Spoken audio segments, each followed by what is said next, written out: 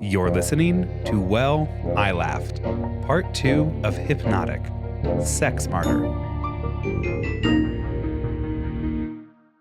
How's it going? Pay attention to me. Right now. Hey. Hi. Very weird energy at the start of this episode. Yeah, I've had weird energy all day. So. Great. Well, that's fun for me. Yeah. Hell yeah, it is. It's fine. I haven't been managing weird energy all day or anything. I'm a high school teacher. What's up, babes? Wait, you're a high school teacher? I am. And there's a lot of stories about that today. That's shocking. Well, first and foremost, I have a gift for you. Right. Okay. I want you to know, for all the gifts you've given me, I have still not been conditioned to expect gifts from you, even though it is clearly a love language of yours when you go on trips. Yeah, it is. Okay. I'm actually so fucking excited about this one. Okay. So it's in a Devil Wears Prada bag, by the way. Is that what it is? Yeah. Okay. You haven't even seen the back yet. This is the gayest thing I have ever. You haven't seen the back yet?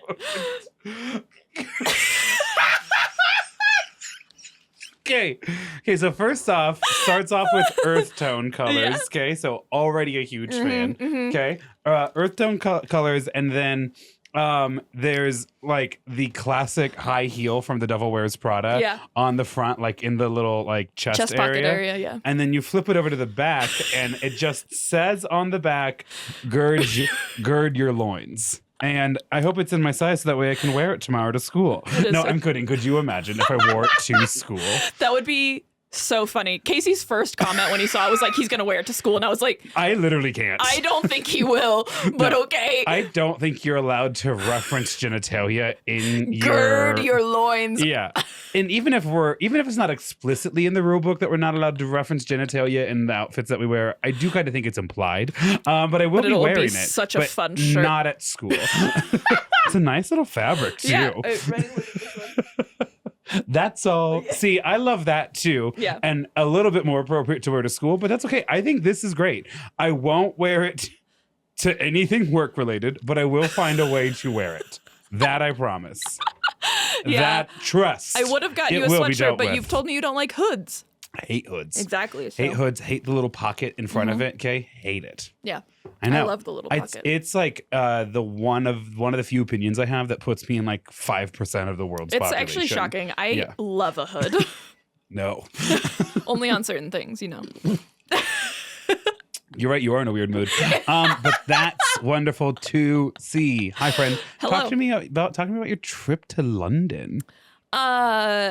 Phenomenal, incredible, amazing. I think this is the first time I've been to Europe when it hasn't been like blisteringly hot, and and then we actually stayed in a hotel that had AC, which was actually life-changing. Yes. We kept that thing pumped down. Yeah. Really? So, you know, in Europe, they have the thing where you like put your hotel card in to like put power to the room.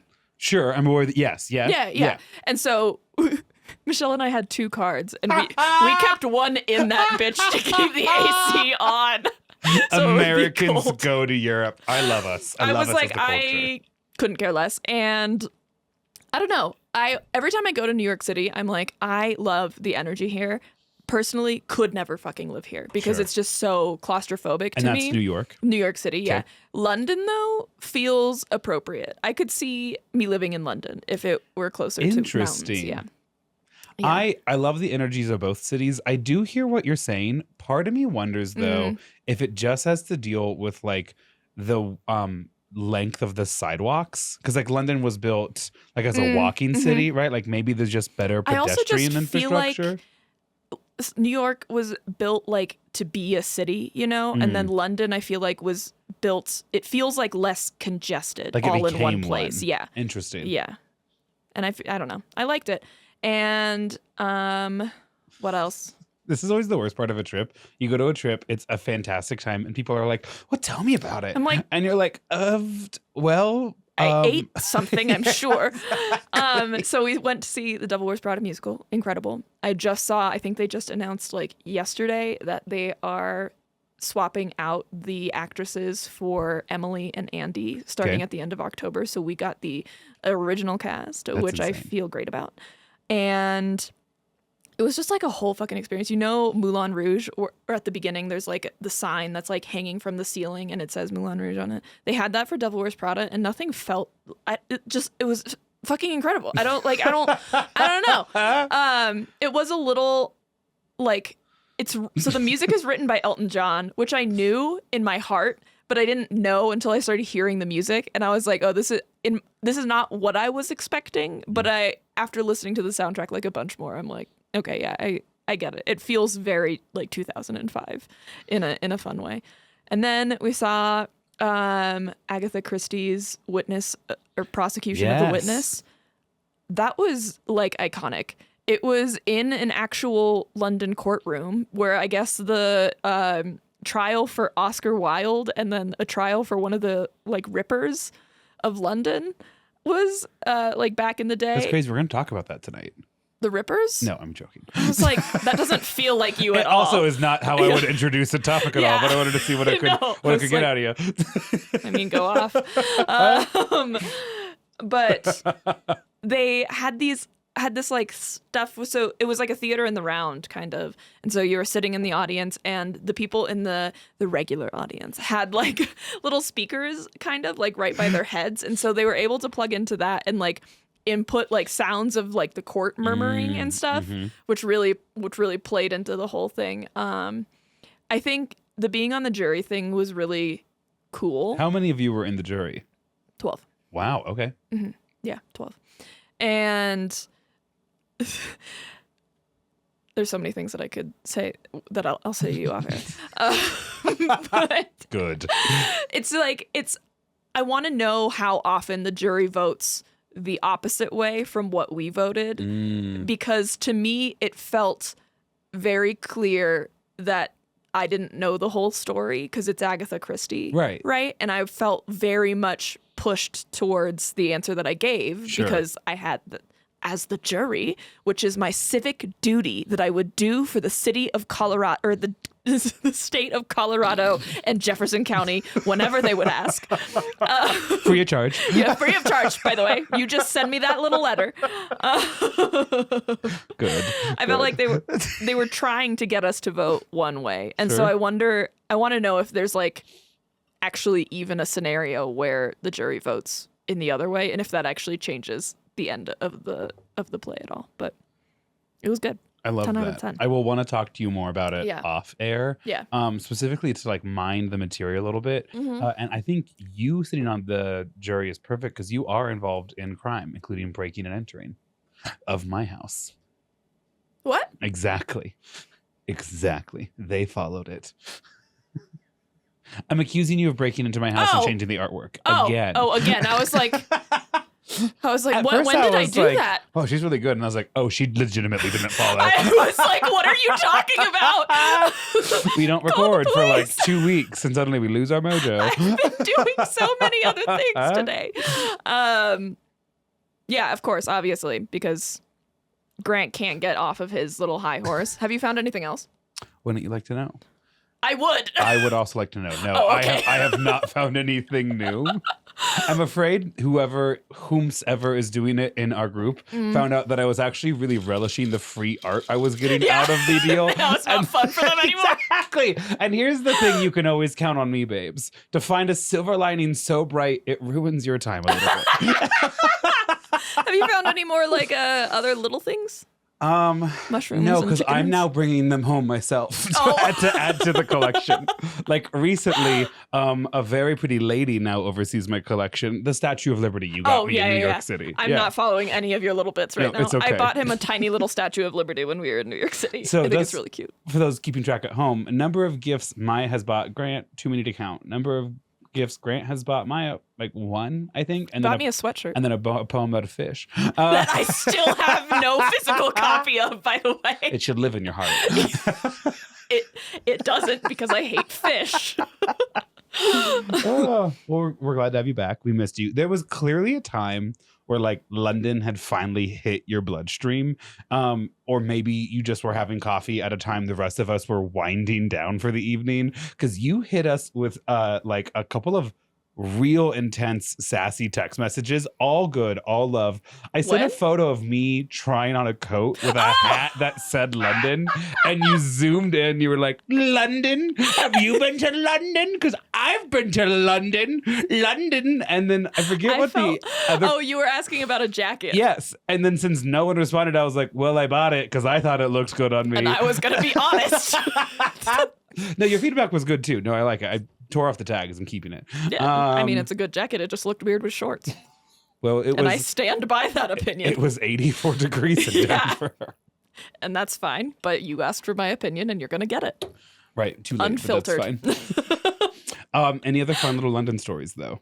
I'm sure they will crop up. The beauty of going on a vacation with Michelle is just like the food that you eat. Because that's my least favorite thing about traveling with Casey is he's not a snacker. Sure. He's not a like snacker. You and I. Yeah, not like you and I. He's not a napper either. I didn't actually nap in London because I had too many things to do.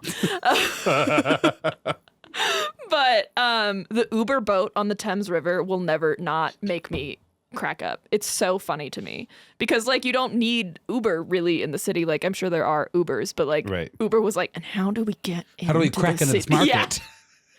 The river. I'm like, what the fuck? Tell me about your life.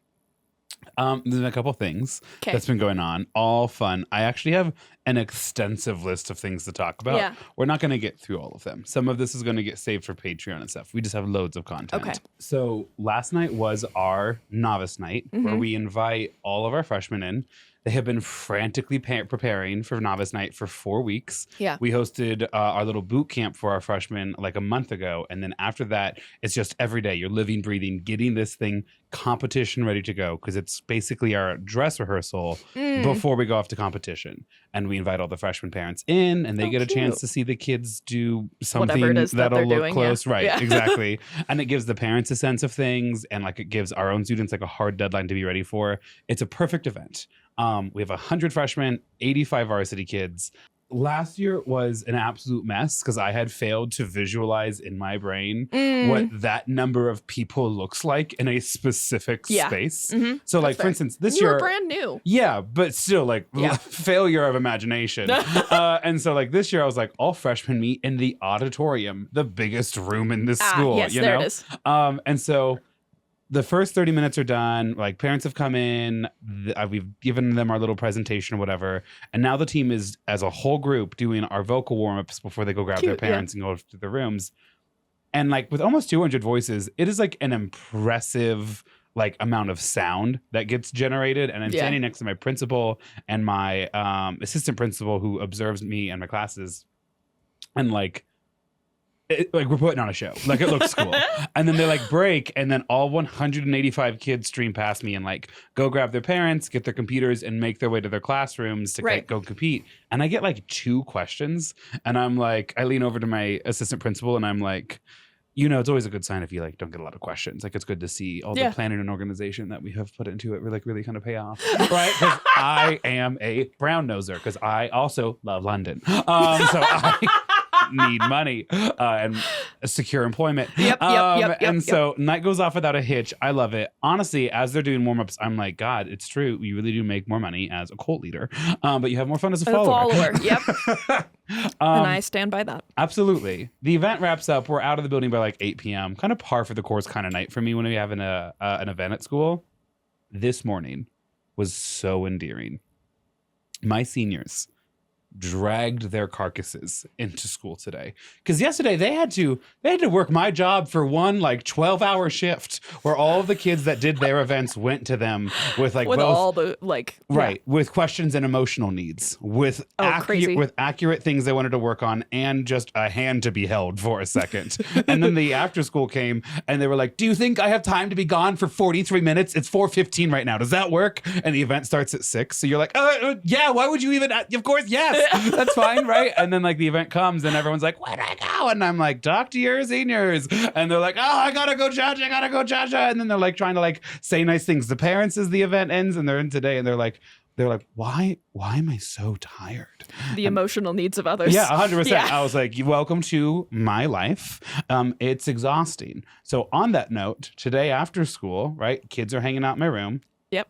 I know. There are 54 chairs in my classroom.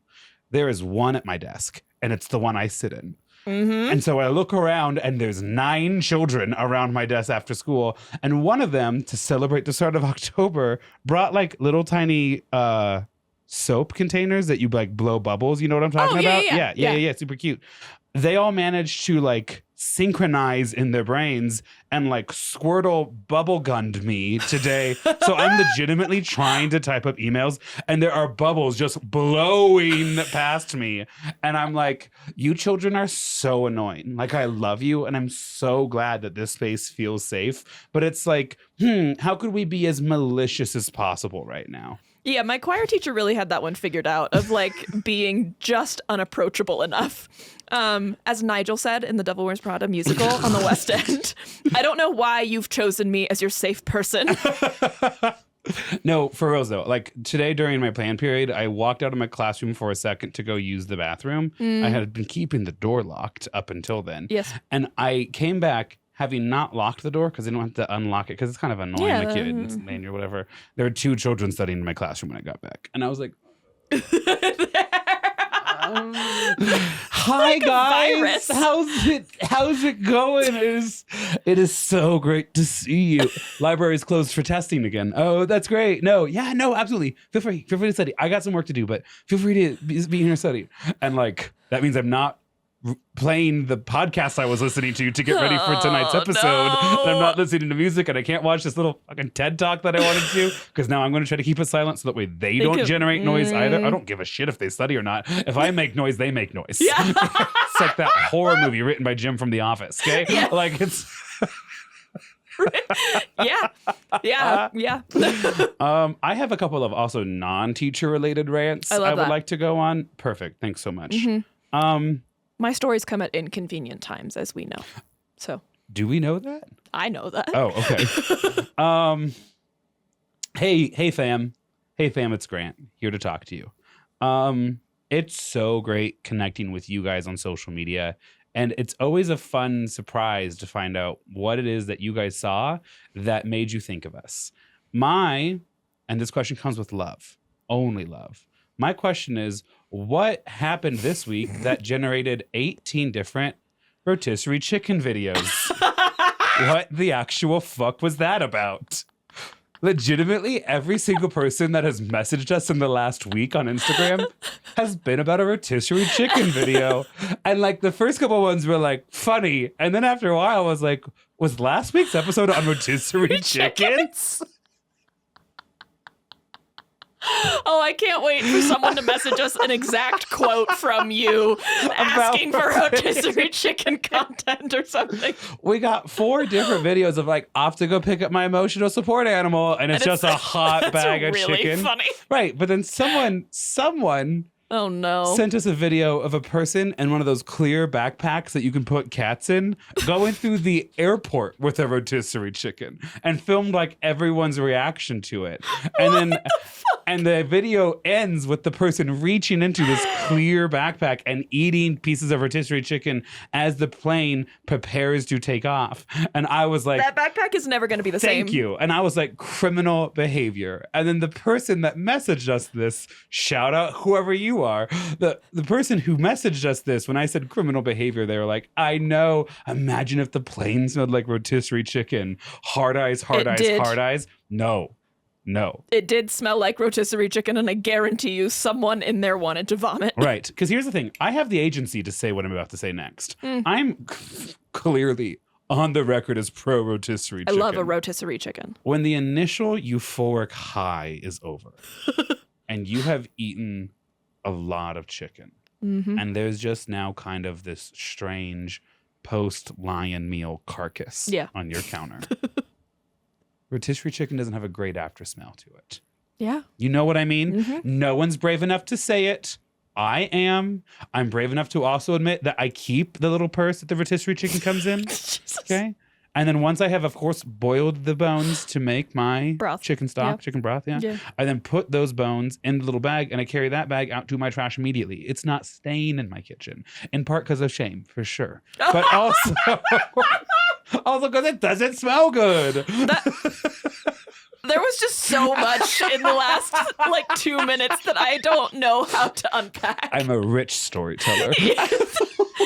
And yes, I keep the little purse that the rotisserie chicken comes in. Was a crazy thing, and you just blew past it. And after I boil the bones.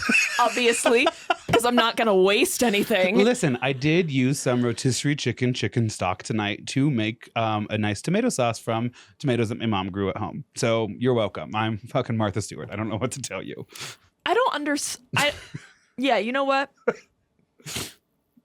I don't have capacity for you. That's okay. Yeah. That's all right. I did hit you with a lot. There. Yeah. Verbally, yeah, you did. I hit you with a lot. Yeah. I understand that. Yeah. I know our listeners well enough that those who have not sent in rotisserie chicken now videos are all going to now send are in all rotisserie going chicken. to. But I was kind of in this catch-22 where it's like, if I don't say anything, the rotisserie chicken videos will continue. And if I do say something, they'll increase, but now I'm fighting back. And I wanted to reclaim my part of the narrative. We could just add rotisserie chicken to one of our keywords that blocks messages. No. Oh, so you like the rotisserie chicken. Be careful what you say to them. I think it's a heavy door to close. Is all I'm trying to say, okay? Kind of one of those doors that when you close it, God don't open another one. You know what I mean?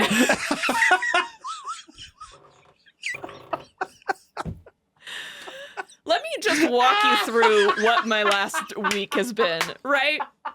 I leave for London, have a beautiful time in London, come back on Sunday night, talk about Sunday scaries, right?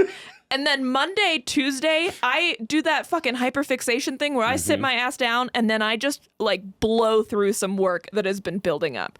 And so my last 36 hours has been utility sinks, emergency eye wash stations, and emergency showers. And as well as a variety of other piping things. So for Grant to just waltz his gay ass in here and start talking about his Martha Stewart lifestyle, I'm like, what do you mean if God closes the rotisserie chicken door? A heavy door. Yeah, he's not going to open another one. I think that's pretty self-explanatory. What? Okay. Listen, kiddo, if you can't understand... Don't you fucking kiddo me. Let me finish it. If you can't understand that symbolism, I don't think you should be in this honors class. And I'm not. I just judge those honors students. So anyways, please continue to send in rotisserie chicken videos. Many of you have not given up the pierogi front yet. That's wonderful. I don't think that one's ever gonna... I just want you to know I have seen the video of the person with a sour cream fountain and a plate of pierogies. I think it looks delicious. Please continue to send them. I know any day now. Honestly, props to you if you're the first one. Someone's going to send us that photo of a Halloween bucket filled to the absolute brim of pierogies. It's how I know the leaves are changing. Chef's kiss. Yeah, absolutely. We also haven't talked about Yale because that's another thing that's happened Correct. since. I actually was going to save the one story about for for that one wasn't even Patreon because I have more to riff on. Okay. That wasn't. What was the funniest one to you? I'm curious now. Well, I can just eat alone. Please share. Please share. All right. So Grant can't pay Lydia and I for our service to his department, right? And it's not a won't. It's kind of literally a can't. It's a literal can't. But what he can do is at least help Lydia or pay for some of Lydia and I's meals while we're there. So it's not a net negative for us, right? Which is great. So we're eating a lot of our meals together, and sometimes we split off, and it's just a couple of us, whatever. On the last night, we finally have a decent amount of time to go to a sit-down restaurant. I have family that lives in the area, and they recommend this Indian restaurant, which sounded phenomenal to Grant and I. Note, I did not say Lydia's name when I said listed the people who liked that restaurant. Who, in her defense, she kind of famously doesn't like Indian food. Okay, well, she can grow up. It's the only thing Jacob eats if he's allowed to spend money when she leaves town. And so we're talking about going to this Indian place, and Lydia wants to go to this Italian place. And we just had Italian last night on the night that we didn't have a lot of time to like go out and about. And when we were like, no, we should eat all together. This is the last night that we're on our little vacation. Lydia's response was not like, okay, well, can we get something else? Her response was, well, I can just eat alone. I'm okay eating alone. And to be clear, and I love her so much, this was not her like taking her ball and going home. This was her having legitimately no emotional issue at all eating by herself. I know, which is why I can't falter for it. If that had come from literally anyone else, I would have been so mad at the manipulation tactics. But I just know that's who Lydia is as a person. She's like, well, I want Italian, so I'm gonna get Italian, and I don't care what you get. Right. It got to the point where we were negotiating so hard that Grant was like, if you foot the whole bill for all three of us, we can go to your Italian restaurant. And Lydia considered it. Heavy silence. And we were like, wait. No, that was my checkmate to the Italian thing to move us past it. Exactly. And finally, the thing that got Lydia, we agreed on was like, Lydia was like, well, I want a glass of white wine. And we were like, great, the Indian place has white wine. And she was like, fine. I think she literally calls the place to confirm white wine. She literally called. Not trusting the online menu. No. And then she also saw something about like Indian nachos. Yes. And those were a happy hour menu. And then she did riff on that at the table. She was like, I don't understand. Like, did you only buy enough ingredients for like you don't have enough chips in the back? You can't just make it? Like, it's like not what do you? By the way, not to the waitress. No, to us. To us. So fucking funny. The entire thing. But then the best part of that. Yeah. So Lydia ends up like, white wine. Okay, they have it. We'll go. They're like, she's like, no, Jacob, you don't understand. They literally aren't letting me eat by myself. Lydia is actively texting her husband on how she can beat us. Right, exactly. And the fun thing is, having vacation with Lydia, I know where she's coming from. Mm-hmm. She's just like, I'm not trying to ruin your time. This is just the time that I want to have, and I don't really see any need to compromise that. I've been on vacations where she's been like, well, I want to go to the beach, and someone else has been like, well, I don't want to go to the beach. And she's like, okay, that's fine. You don't have to go to the beach, but I'm going to go to the beach. And it's like, oh, okay. Like, Lydia does have a tism. Like, we all have accepted 100%. It, and we all have learned to live with it. And so then, we get there. I have a chai tea. You guys have your white wines. Mm-hmm. And, there's appetizers and we're laughing. And so good. And it's like the stress of the tournament's really kind of falling off our shoulders. Mm-hmm. After dinner, here's the agenda. Little sweet treat hour at the hotel with the team, sleep for more than we have all weekend, and then travel back to Denver the next day. Mm-hmm. And so we were just in that like spirit of like, the team's done well. We're really happy. It's been a really good trip. Not that like, many big like emotional issues to deal with. One girl did lose her phone instantly, almost immediately after arriving in New Haven. And the joy of tracking that one train car as it traveled up and down the U.S. Eastern Seaboard. This girl lost her phone, but someone else on the team like had shared her location and stuff, so she could see where this girl's phone was. And at some point, she's like, "That phone is back at Madison Square Garden." And then later, she's like, it's in DC. Mm-hmm. And then later it's like, well, it died, but we saw that it got to Pittsburgh. Yeah, it died in Philly. Philly, yeah. So all the food comes out at this Indian restaurant. And we're all like, you should have some of this. You should have some of this. We're girling it up, right? I forgot about this. And Maya is reaching over with a giant spoon to have some of the curry that I'm like, you must absolutely have. Mm-hmm. And it's the kind of curry that has like big chunks of chicken roasted in it, not like diced and mixed into the sauce. Yeah. And so I'm coaching Maya to get more of the curry. Meanwhile, on the other edge of this bowl, Lydia is trying to slide a spring roll onto my bowl. Yes, yeah. And I say the phrase, no, girl, you got to really get in there. Trying to coach Maya after the piece of chicken, she's like dancing around. Because I don't want the piece of chicken, and Grant is like insistent that I take the piece of chicken, and that's why he is trying to get me to like get in there. Lydia, not really following that I'm having a conversation with Maya, goes, oh, okay, and then shoves the spring roll like halfway into the curry before she herself notices what she is doing, and like everything kind of stops. And it was, I'm sorry. And then she goes, oh, you're not talking to me. And then it was one of those jokes throughout dinner where you just could kind of keep coming back to. And it was like, did you think I only wanted the spring roll if you submerged it in curry for me? Or like none of the thought process works out right there. So so funny. Just a great trip, start to finish. Fantastic trip. Really, really dig that spring roll into my curry. How did we get there? I was like, Yale, there's stories from that. Yes. No, but for the most part, I think it went well. It did, yeah. School year's off to a great start. I have another work trip this weekend, this time without any students. I'm going to a conference, which I am... Where is it? Minneapolis. Oh, nice. Yes, I'm very excited for it because it's an educator conference and none of us will have students. People who I see all the time at like nationals, but obviously we're all like stone cold sober because we're like the busy legal with your chaperone. kids, yeah. Right. Now's a chance for us all to like grab a G&T and be like, I want to know what's going on. What's happening? What's happening over in your part of the world, you know? I texted Lydia and you work drama before I left for London, and neither of you have yet have responded or even acknowledged the fact that I sent it. Okay, I will pull it up. But as I do this, you need to be prepared for the timestamp to not look good for you. I was here in the States when I sent it. Right, but was it when I was working? Bitch, you get the phone after work. What are you? Also, Lydia like doesn't really work. So she has no excuse. You're right. No, I have not responded to this. Yeah. With the screenshots? Yeah. Okay. Well, do you want to go ahead and get me caught up? No, it's a Patreon story. Okay. Cool. I have more stuff, but I'm kind of happy to save it for Patreon. Do we want? I can do one more, or we can jump in. We can jump in. Okay, let's jump in. So, as we jump in, I'm gonna say this. I'm gonna refresh in my drink, and then we're gonna jump into the story. Excellent. Tonight's story is the kind of story that I'm so excited to share that I'm literally looking at you and I'm saying, hey, thanks for how much work you do on this podcast to give me the opportunity to, like, in some format, tell stories like to this. have an OO that you have to compete with. But much longer. Yes, 100%. Yes. You should be excited. And listener, I know you're going to be excited. More when we return. Stay with us. Stay with us.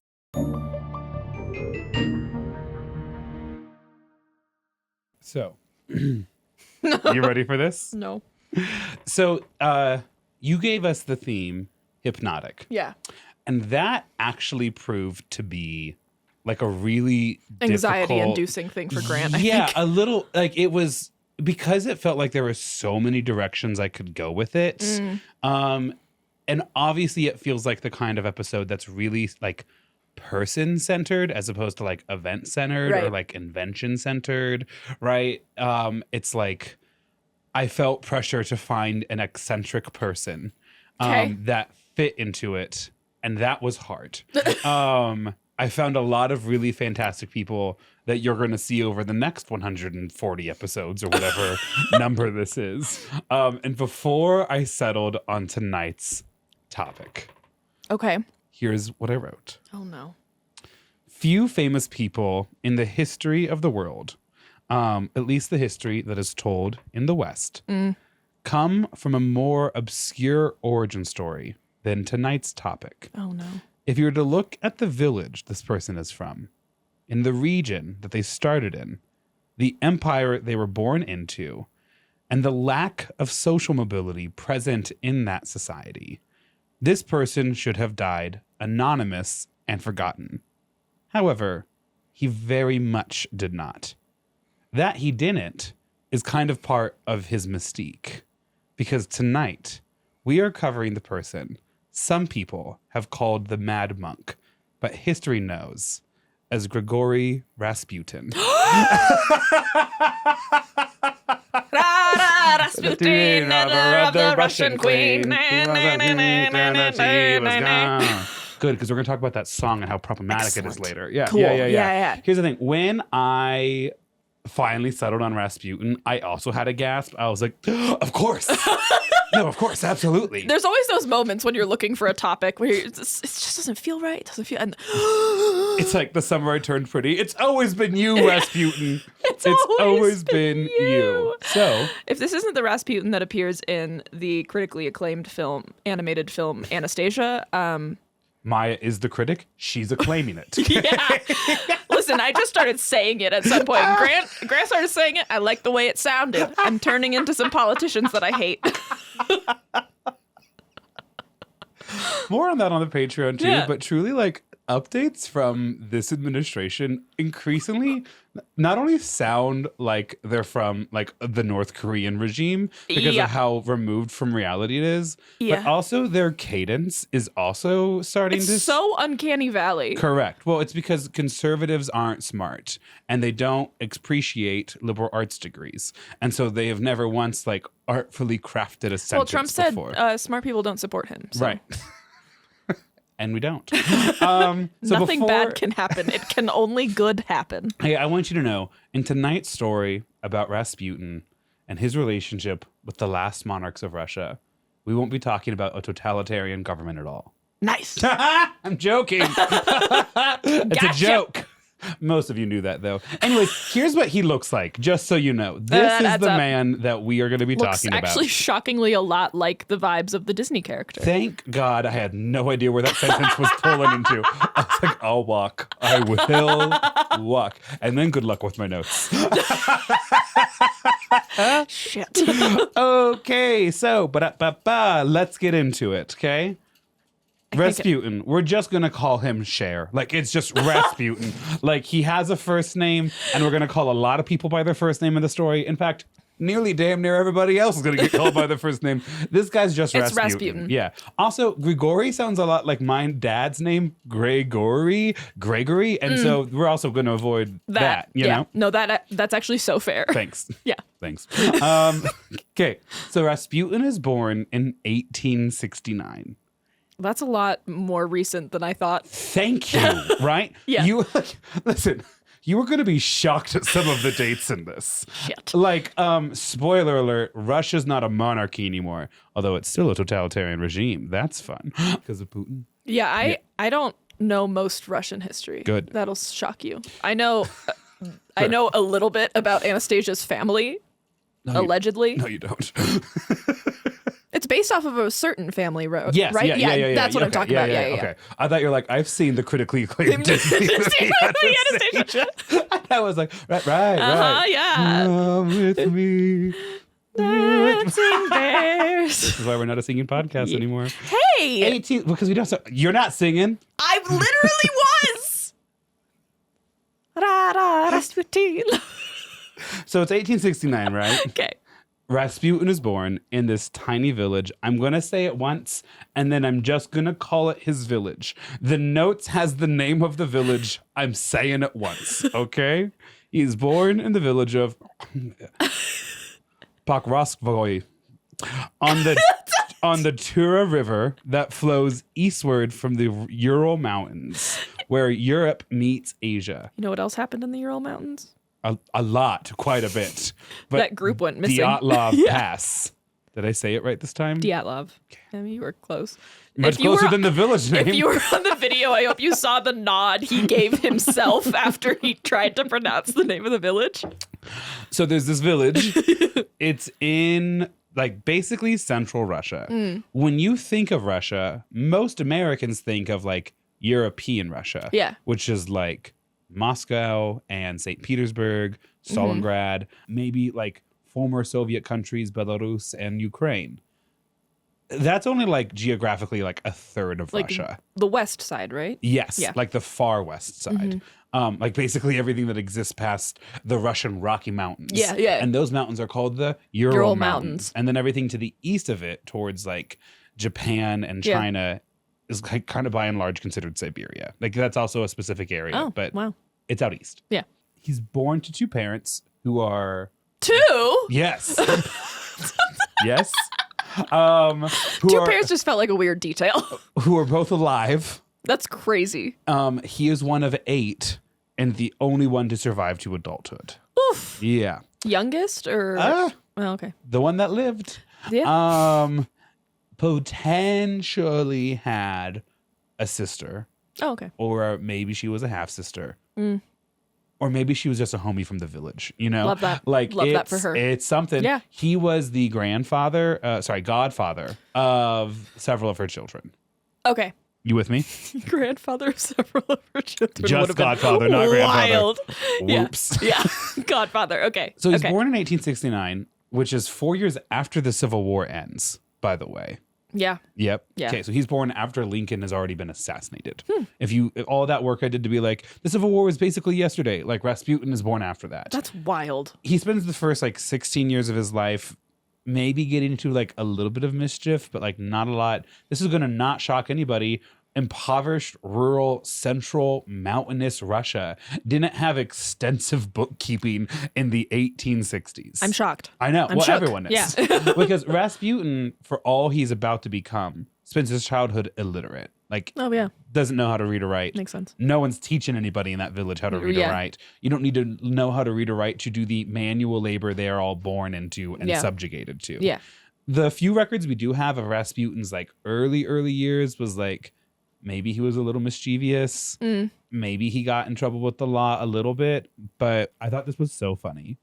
Local archival records suggest that he had a somewhat unruly youth, possibly involving drinking, small thefts, and disrespect for local authorities, but contain no evidence of being charged with stealing horses, blasphemy, or bearing false witness, the three major crimes of the time. Wait, so he did or didn't? Did not. Okay. He stole no horses, did not lie while on trial, and did not refute the one and true really- Christian Orthodox God. Aside from that, I have no way to know. It's a good life. Yeah.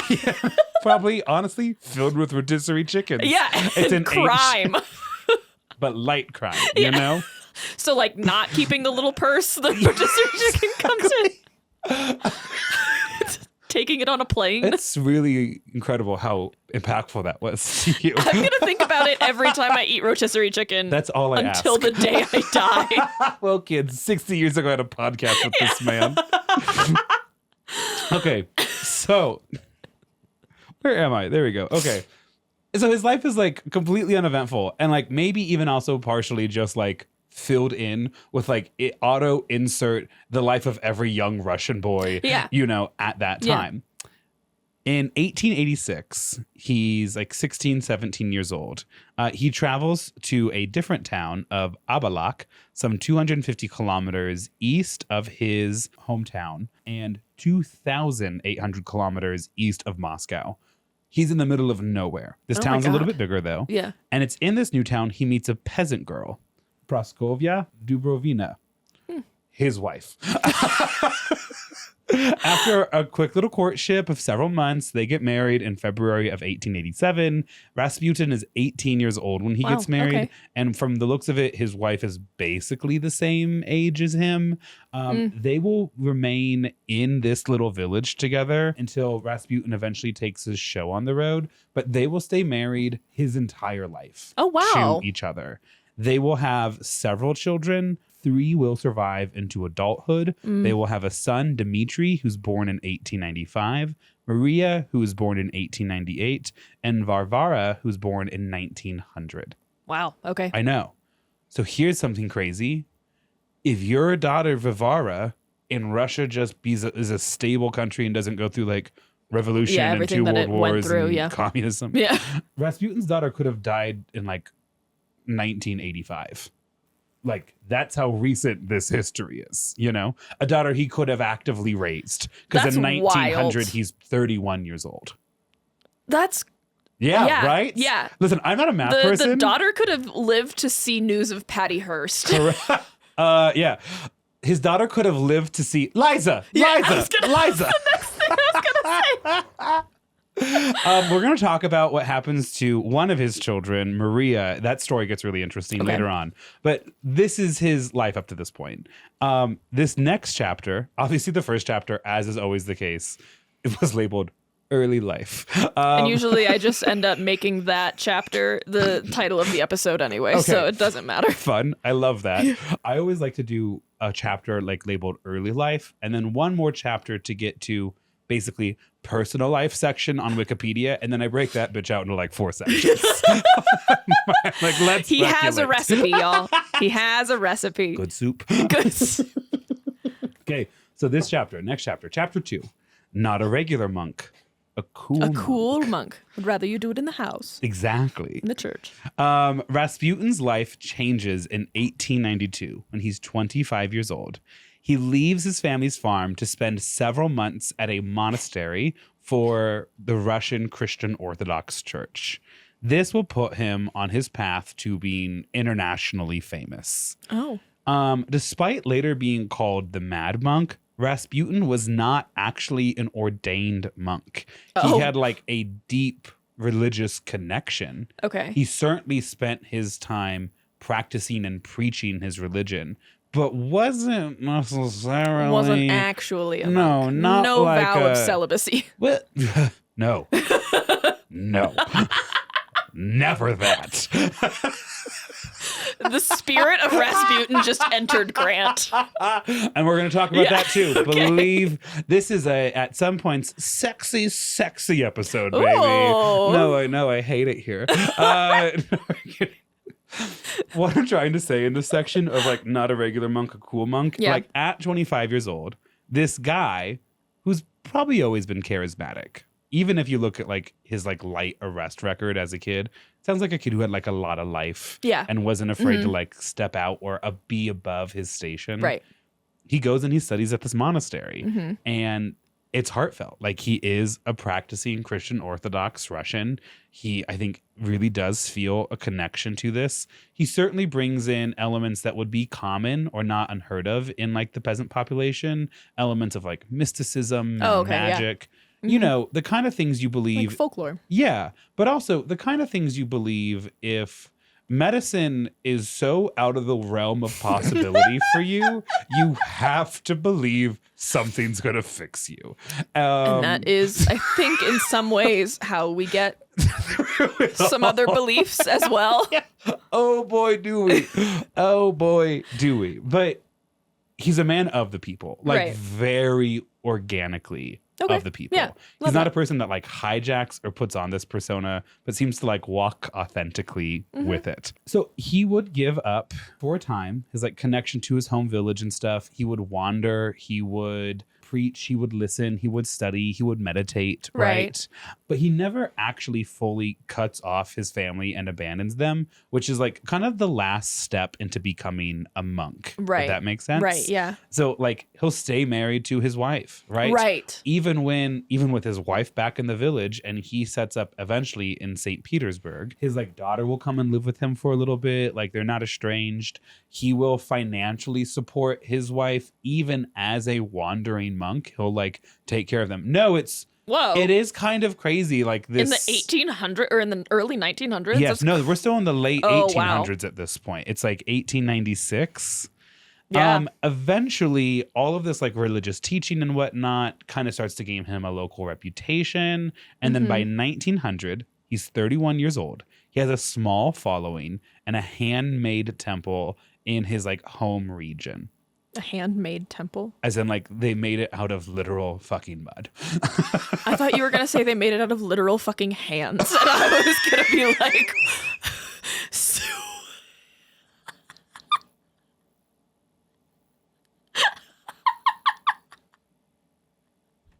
Close that door, baby. Close that door. But God might not reopen it. That's okay. That's all right. Go ahead and seal it shut. No, okay. So I'll stop using euphemisms and say it directly. Thank you. He preaches a sex cult in like a half dug out mud temple. Is that better? Is that clearer for us? I did kind of spoil the sex cult thing, but I felt like it was important for the context, for the culture.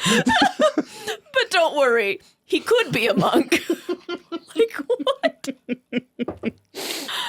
Oh my God. It is during his like initial temple building that Rasputin's reputation as this like sexual animal, this absolute dynamo in the sack, the like can never be satisfied. Rasputin. I have to sing it as many times as I can before I learn why it's problematic. I mean, I'm not going to use the word problematic for those who don't finish the episode. It's just historically inaccurate. Is the most Rasputin, lover of the Russian queen.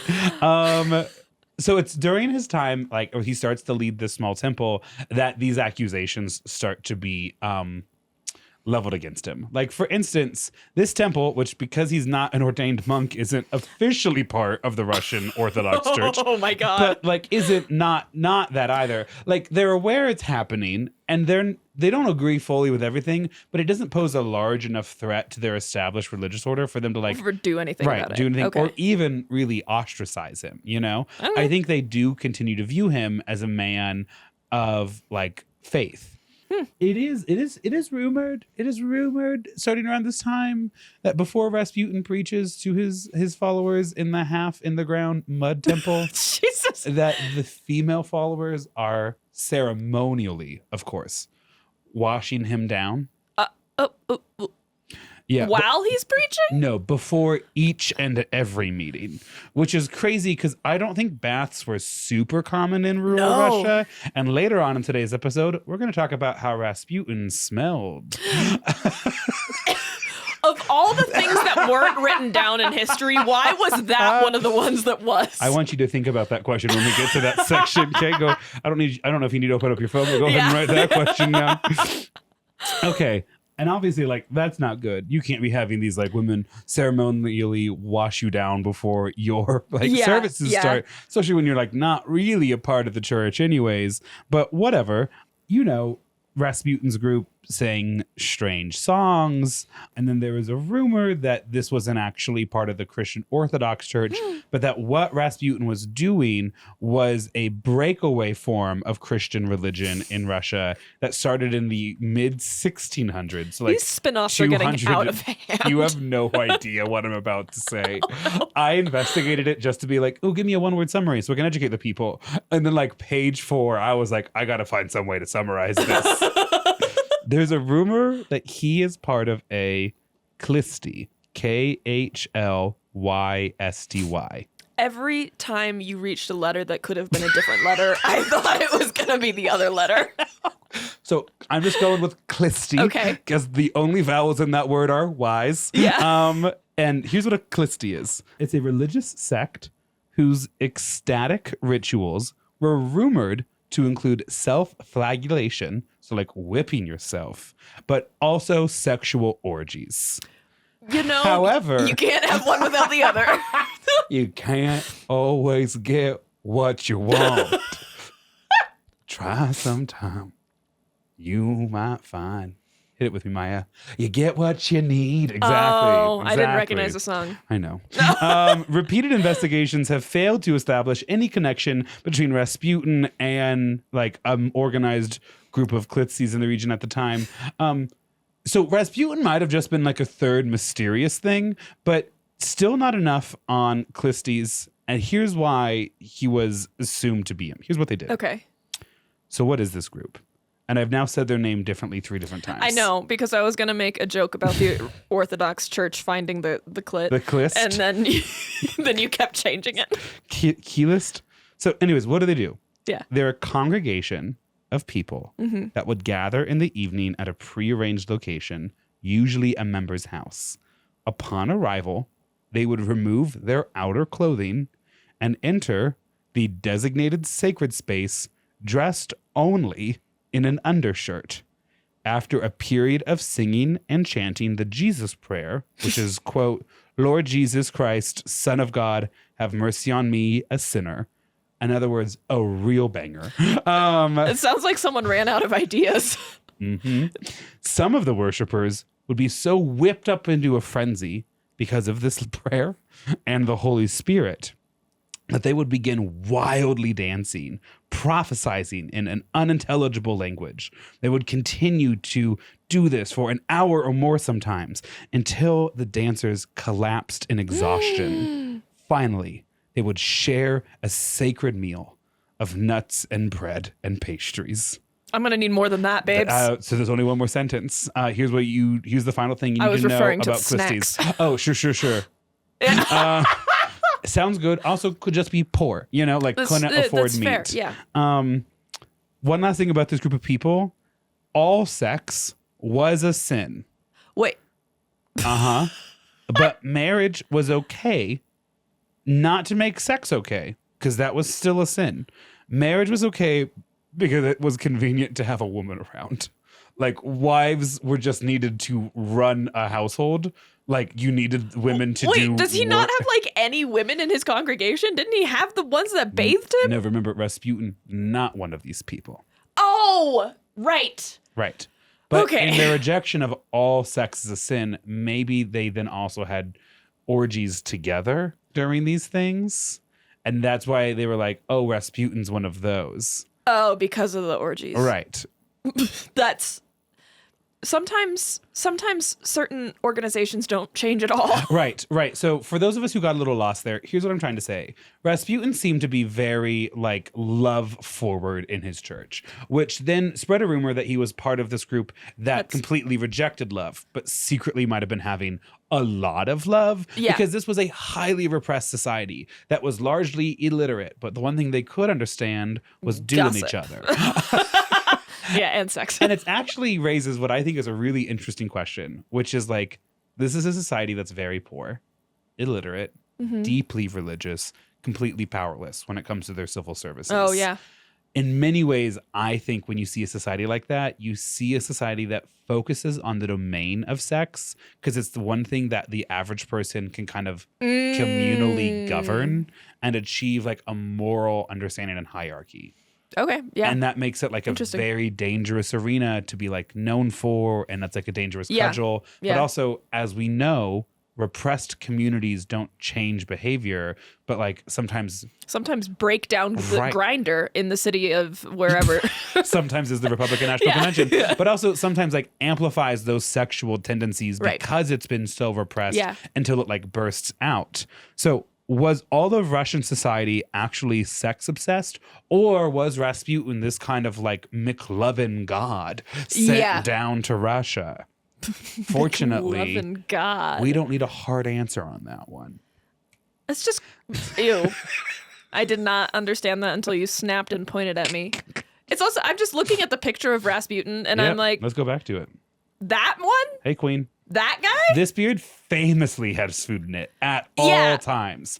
Famously has food in it. He's like balding in like the worst way. The Republican woman you're about to see yell at an 18-year-old waitress, her roots are as bad as his. Yes. Yeah. Yes. Meanwhile, that's shocking. He has the roots of a Karen, but he has the dejected face of her husband. Took me a second to get there, but thank you for laughing all the same. I mean it. Okay. So whether or not he is in this like weird sexually oppressed sex cult, or if he's a true Christian Orthodox, or he's a Christian Orthodox that also kind of enjoys a ceremonial washdown, none of it really matters because this guy has riz. This guy is charismatic. Well, we're still talking about him today. Yeah, 100%. And so he pops on over to a regional capital in Eastern Russia, and he kind of meets with some of these religious leaders, and they're like, kiddo, we got to get you to the big times. We got to get you out of here. Let's get this guy a mic. Yeah. And they're like, I'm going to send you on an all expense paid trip of a lifetime to St. Petersburg, which is still a city today. Yeah. A massive in the city in far Russia. West, right? Yes. Yeah. Literally like just south of Finland. Right. And at the time, Russia's capital. I just forget how big Russia is sometimes. So you said Finland and I went. Because for the most part, Rasputin has lived his entire life just north of Mongolia up to this point. Right. That's very different. Right. Yeah. And so they're like, you're so charismatic. It doesn't matter that you're not a monk. Let's get you to St. Petersburg. Yeah. So he goes to St. Petersburg. And the people there are like, wait, you're super dope. You're hella cool. Catch this. I'm a big bishop here in St. Petersburg. You're going to live at my house. And then when I go to all these salons hosted by the aristocracy here in the city, you're going to come along because these people like to talk religion. And but here's the other cool thing too, okay? And this has a lot to do with power and systems of oppression. So stay with me, folks. In Russia, the ruling class used the organized Christian Orthodox Church to manipulate the masses. Well, no one's ever done that before. No one's ever done that before. And no one will ever do it again. No one certainly has ever generated an AI picture of Jesus holding Trump to convince people who are scared to vote against their own best interest. No one has ever done that. No one ever has before. done that. But amongst, What's AI?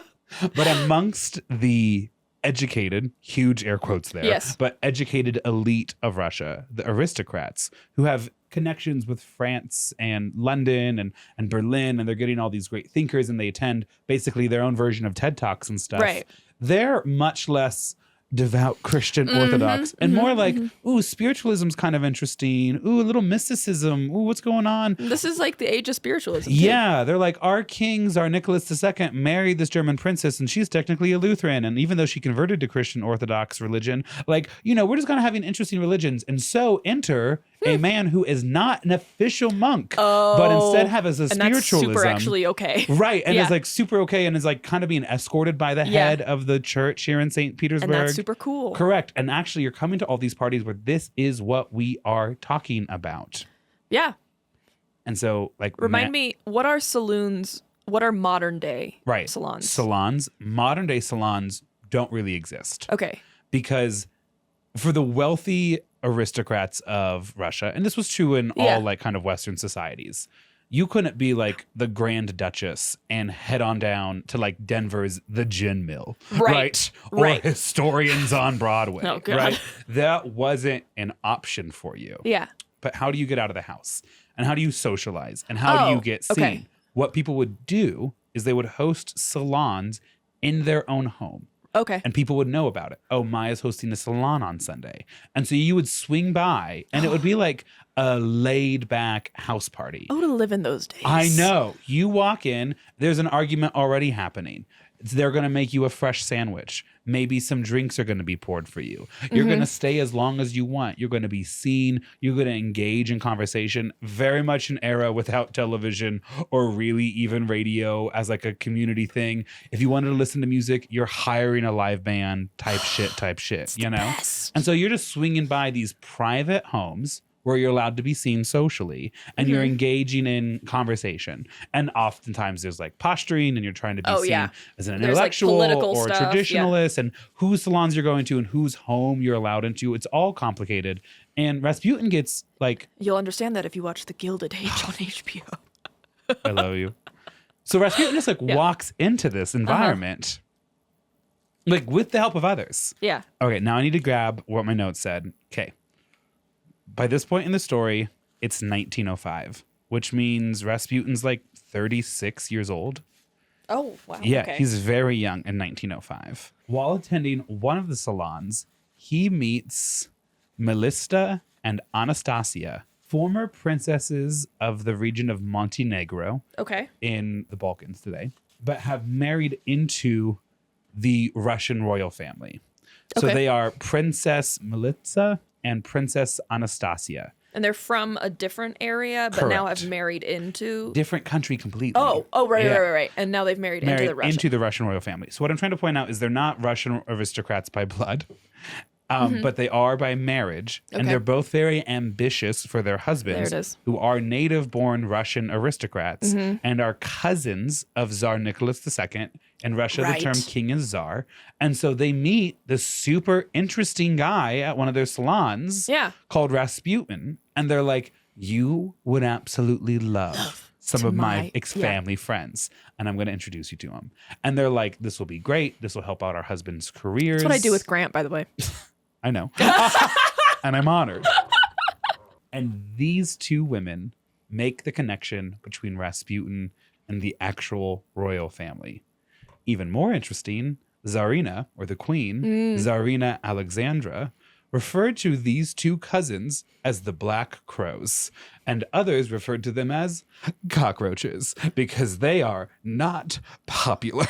In the royal family? Yep. Okay. By some. Or just like by anyone. Well, here's the thing. If I'm in the royal family and I am ambitious, and you are not my wife, and you are in the royal family and you are ambitious, I'm annoyed die. by you. Yeah. I wouldn't ride alone at night, kind of stuff, you know? And so they're ambitious, they're foreigners, right? They're all playing against each other. But these two princesses introduced Rasputin to the royal family. Okay. What did I write? Yes. Okay.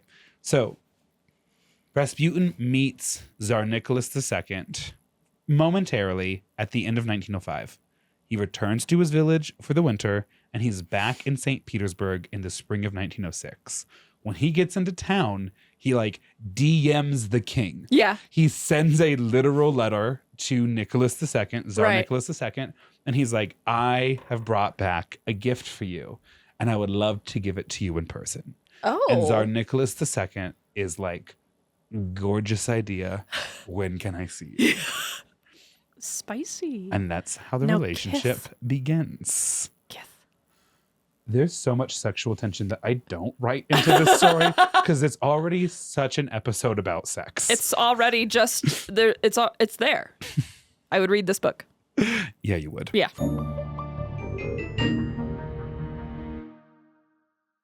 Okay.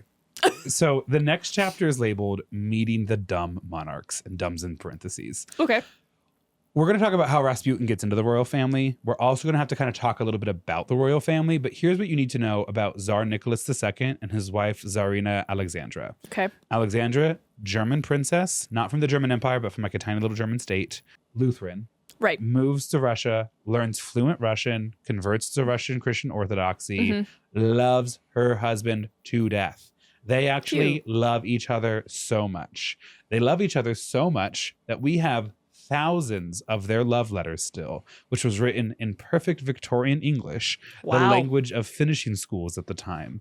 And it is through those letters that we know the nicknames they had for their genitalia. I thought you were going to say the nicknames that they had for like other people, like they're gossiping. And I was going to be like, tell me everything. And another situation where Grant continued to say words and the sentence just took very different turns. Legitimately, we have a letter that's like Tsarina Alexandra is like Lady Mrs. Boise. And that's the names of the two ends of the light plug that are involved in that interaction. Yeah. And I mention that not just to prove the depths of my research, but also to let you know that these two people are in love with each other. Okay. The Tsar and his queen. And Maya, please inform the audience. What is my opinion on love? Well, there's a reason he's asking me and not talking to you about love. Let's just put it that way. I think it's a fool's game. Yeah. He's not interested in that, and he keeps showing me screenshots of the conversations he's having and being like, I'm going to kill somebody. These men should die alone. They absolutely should. Yeah. So that's disgusting to him. One bullet point was just people in love are dumb and do dumb things. And then that bullet point became 3 paragraphs. So let's talk about meeting the dumb monarchs. Okay. This comes... Just to be clear, they're dumb because they're in love. No, but yes. Okay. They're no. also dumb in other ways? Okay, correct. cool. This is a quote directly from the Smithsonian Magazine. Right. As the Tsar wrote to one of his ministers in October of 1906, quote, a few days ago, I received a peasant from the Tobolsk district, Grigory Rasputin, who brought me an icon of Saint Simeon of, I'm going to say this wrong, Vercors. Okay.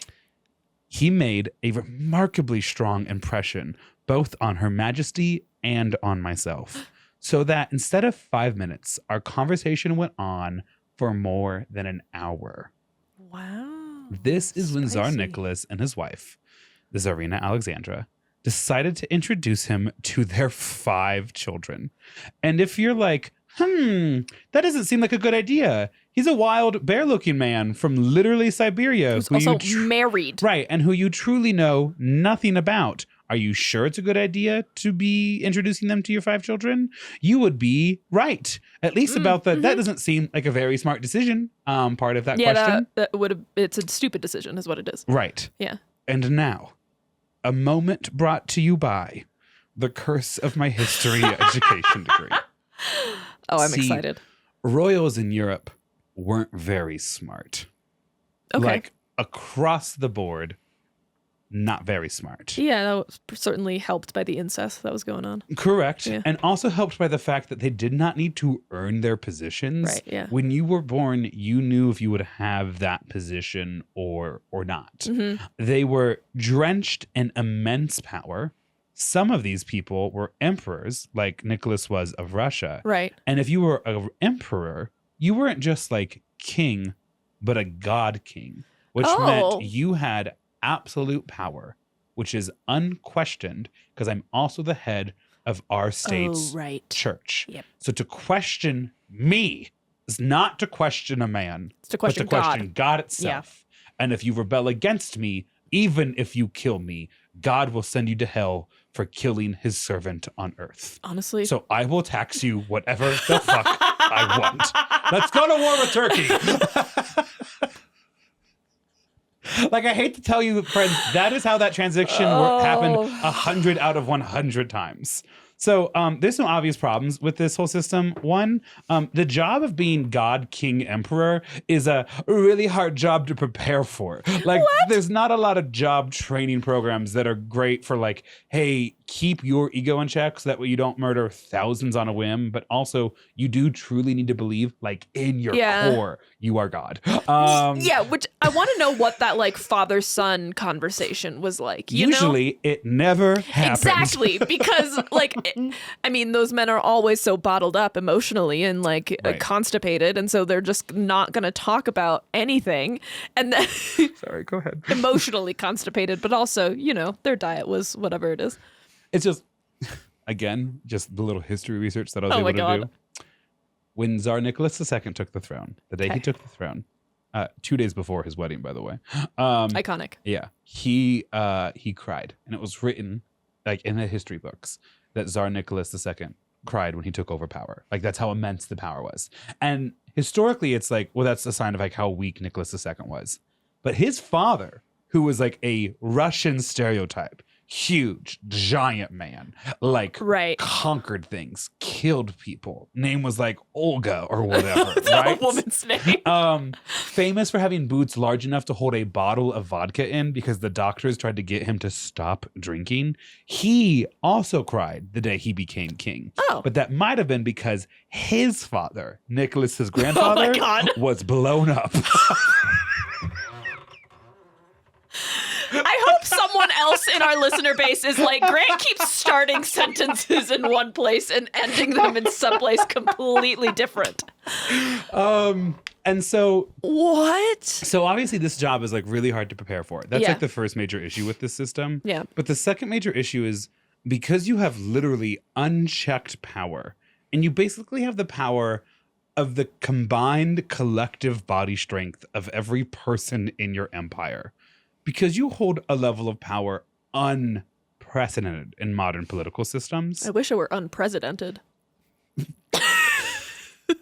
Sorry, that just like really threw me off my rhythm. No, I'm kidding.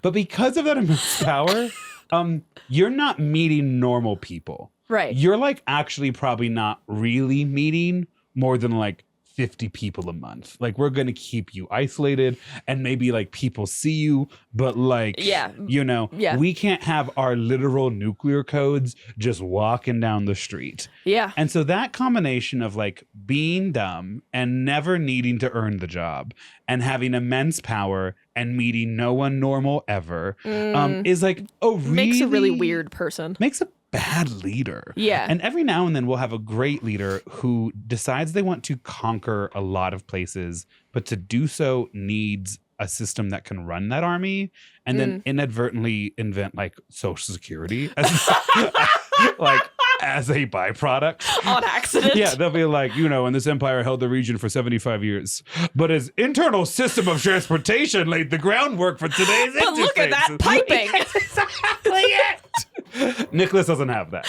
Okay, cool. Okay, so they don't have a great sense of what is going on in the world. They're maybe struggling to properly develop human emotions like empathy. Yes. But they are also fascinated by this man who, by the way, Rasputin, the exact same age as these people. Tsar Nicholas is only 6 months older than Rasputin, and Rasputin's like 18 months older than Alexandra. Oh, like, wow. Rasputin and Nicholas would have gone to American school in the same grade, and Alexandra would have been one right behind them. And they're like, no, meet our children. Yes. They're like, no, you're going to love them. You're going to love them. You have kids. How many left? Okay. Yeah. But we have 5. Yeah. So and the best healthcare. Yeah. Not all of them are still around. Yeah. Sorry. You're gonna love him. And like, you're so weird because you're like tall and you look like bear. And you're from a world that You remind me sounds- of my dad a little. Yeah, 100%. And your life sounds like hell. Like someone should fix some of those things. Anyways, your life is so different from ours, but you kind of talk in an interesting way about things we're interested in. And you're like kind of our same age. And we just don't ever meet anybody like you. Right. You got to come vacation with us, man. When a royal family asks you to vacation with them, you say yes. Right, exactly. And part of what makes the connection so powerful, yes, is this crazy dynamic. He's a peasant, they're a god, you know. Yeah, crazy. He wasn't good enough for her, right? Now he's a superstar, living on his guitar. Sure. She needs the, I'm singing Loving Avril the Lavigne. Rasputin. Thank you. The Russian queen. Yep. Move on. Again, these monarchs are not smart. Okay. And so while they are smart enough to be wary of ministers who are going to maybe try to seize their power, Right. They're not smart enough to be cautious of like highly charismatic, almost monks working their way into their family. Yeah. Okay. Oh, this was fun. I remember having fun when I wrote this one. Okay. They are way more susceptible to those kind of threats because they don't see them coming. Okay. Nor do they have a good read, really, on how the public is reacting to any of this. Nor are they really experts in any field that might be helpful in running an empire. Nor do they trust anyone else to do it. Wow. Tsar Nicholas II was called, quote, a good man and a terrible czar. Most notable attribute, he pretty. Tsarina Alexandra was described by her friend, who also wrote several romantic confessions for her in his journal, said this of her, quote, Alexandra is a woman who has a will of iron, not much brain, and no knowledge at all. Oh my God. And he loved her. That's my worst fear being written about like that. Yep. This is the couple that meets the man that may or may not be quietly running his own sex cult out of a temple he built by himself. Right. And they're like, you need to come with us. So all the chapters up to this point have been kind of just building the ethos of Rasputin. Yes. I have one more little chapter about the ethos, and then we move into like day 1, day 2, day 3. Yeah. So we're going to go from like kind of ethereal Big overall gas floating vibes. in the air, like we're chilling, to like, oh my God, run, Rasputin. But he won't run. Okay. I think that's kind of the whole point of Rasputin is that he like never died or whatever. This next chapter is called LLL. Lifelong learner. Lover. You? No. Rasputin, though.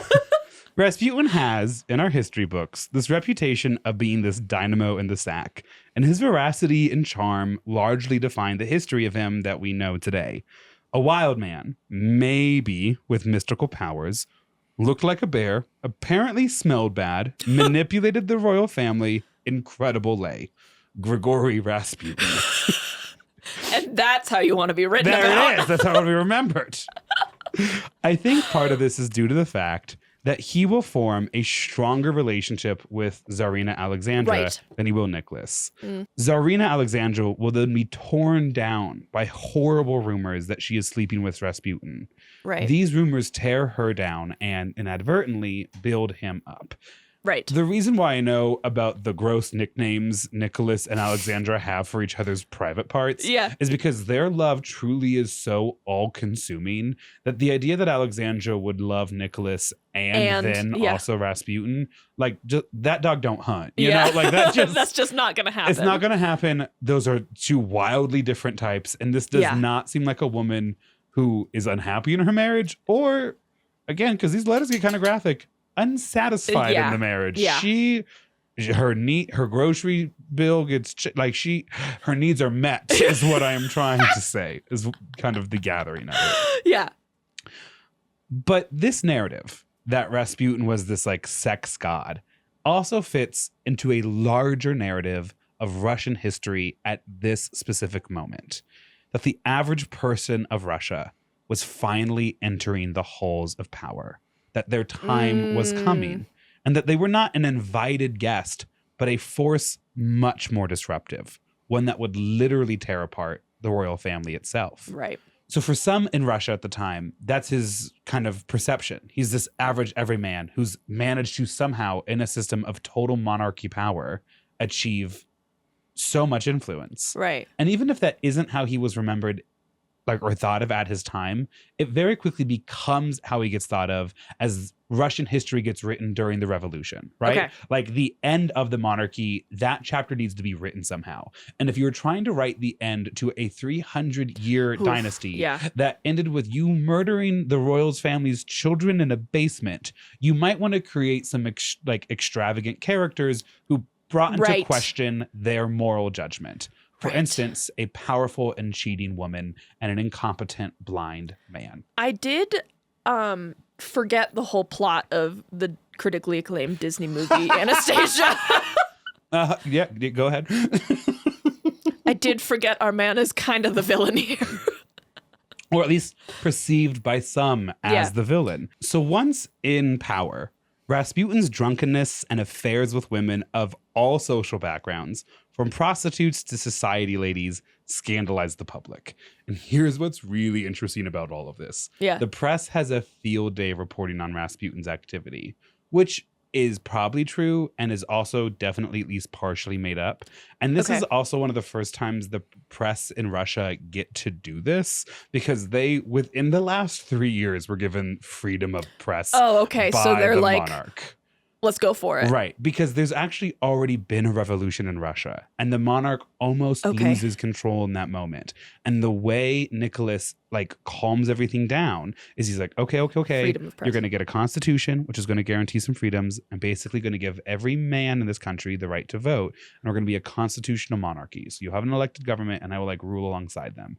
And the Russians are like, cool. And then Nicholas is like, it's a trap. I'm literally going to murder some of these men. I'm not going to listen to a single one of them. Because he's God. In the system. Yeah. Right. Exactly. And he can attack literal people, and he can attack institutions like this newly elected government called the Duma. He has a harder time stopping the printing of salacious gossip. I love that so much. I love that, Bridgerton and Mrs. Krakenthorpe and Lady Whistledown are just they are the power of the people, you know? There's also so many moments in this story, especially this part of the story, then towards the end, where it's hard not to draw parallels between what we are reading and what's happening right now. And so when I got to this moment, it was internet or no, the public is regularly deeply misinformed and is choosing the most interesting and salacious thing to read. And somehow society has continued and life expectancies and we have haven't increased. Changed right. A single bit. Now, granted, what comes next is the communist revolution, and that's not something that I would want to live through, but that's just me. Don't question my liberal credentials, but I don't want to live through the Russian Revolution and Civil War. Listen, if that's how I go, that's how I go. I've accepted it. And so all these rumors spreading around, and it scandalizes the royal court. And Rasputin seems to kind of love the fame, right? He's like, cool, you think I'm a player, right? I'll lean into it. Right. In fact, the press even interviews his wife, and they're like, Mrs. Rasputin, what do you feel about all of these rumors that he's cheating on you? And this is reportedly what she said. Incredible. She said, quote, I am untroubled by his infidelities because he has enough for all. In other words, another one of those moments where you just had no idea what I was going to say. No, literally none. Sorry, enough for all? Well, he's in St. Petersburg. I'm in our home village. I'm satisfied with what I be getting, and I get it, He has enough for all is a crazy way to say that. In my 21st century American view of this moment, she's like, y'all don't understand. I was cool with ceremonial hand washings in his mud temple. You think I'm mad? He's banging a Grand Duchess, but I'm not her, you know? And I'll never be her. I won't be that. And that's good. Right. She's like, at least it's not me giving him the ceremonial wash down. Because then comes kind of the hardest part of this story for me to pin down. And that is, Rasputin smell or not? He was part of an order of monks. I mean, not actually monk, but followed in their ways. Monks. And those monks are not famous for hygiene. That's not big on their list. Yeah. Right. And so if he followed their ways, maybe he'd be a little smelly. And a lot of the men of the royal court, a lot of these aristocratic men are like, this man be smelling. Very few women write that his smell is bad. Interesting. Very interesting, right? Interesting. Very, very interesting. Like maybe it was just a little bit more musky than some of the men were interested in. Yeah.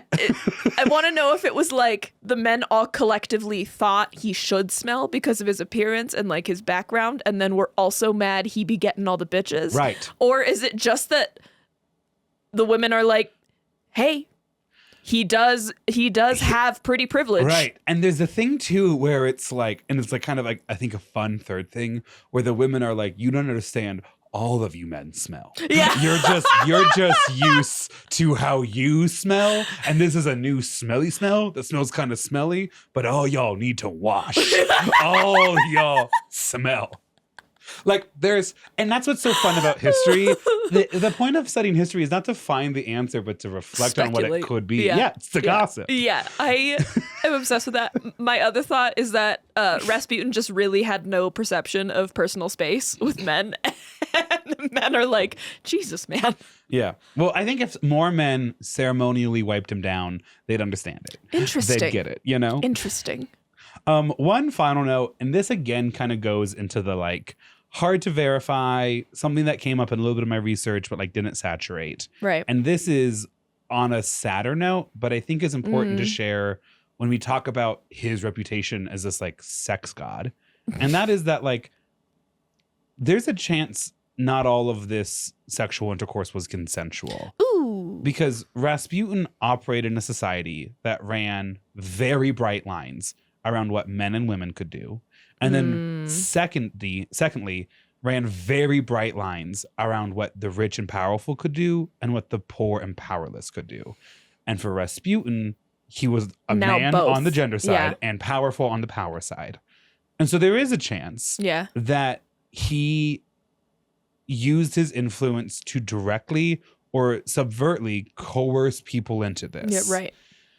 That's hard to really investigate today, I think, because his reputation as a sex god is like so built up. Yeah. But also his reputation of being this like sexual dynamo freak or whatever, at least in part traces back to trying to undermine Princess or Queen Alexandra. And if that's not true, then where in that story is true? Because the last woman to largely run Russia before Queen Alexandra was Catherine the Great. And there is this horrific rumor about Catherine the Great that she had intercourse with farm animals. And it was done entirely to rip her down. So this is the first play in the playbook of how to tear down a powerful Russian woman leader. Mm-hmm. But that's not to say that a man in his position, given that opportunity, wouldn't use that opportunity. Right. So I just wanted to add that. Yeah. That speculation comes from the podcast Empire, episode 98, Killing Rasputin. He talks about it. So I'm just throwing that out there. That's where that came from. Didn't pop up in other research, but their conversation around like his sexual ethics wasn't always, they were like, he was a player. Anyways, on to how he died. Because next chapter, A Magic Touch, Rasputin did have a role to play in this family. And that was increasingly Rasputin was turned to for medical advice.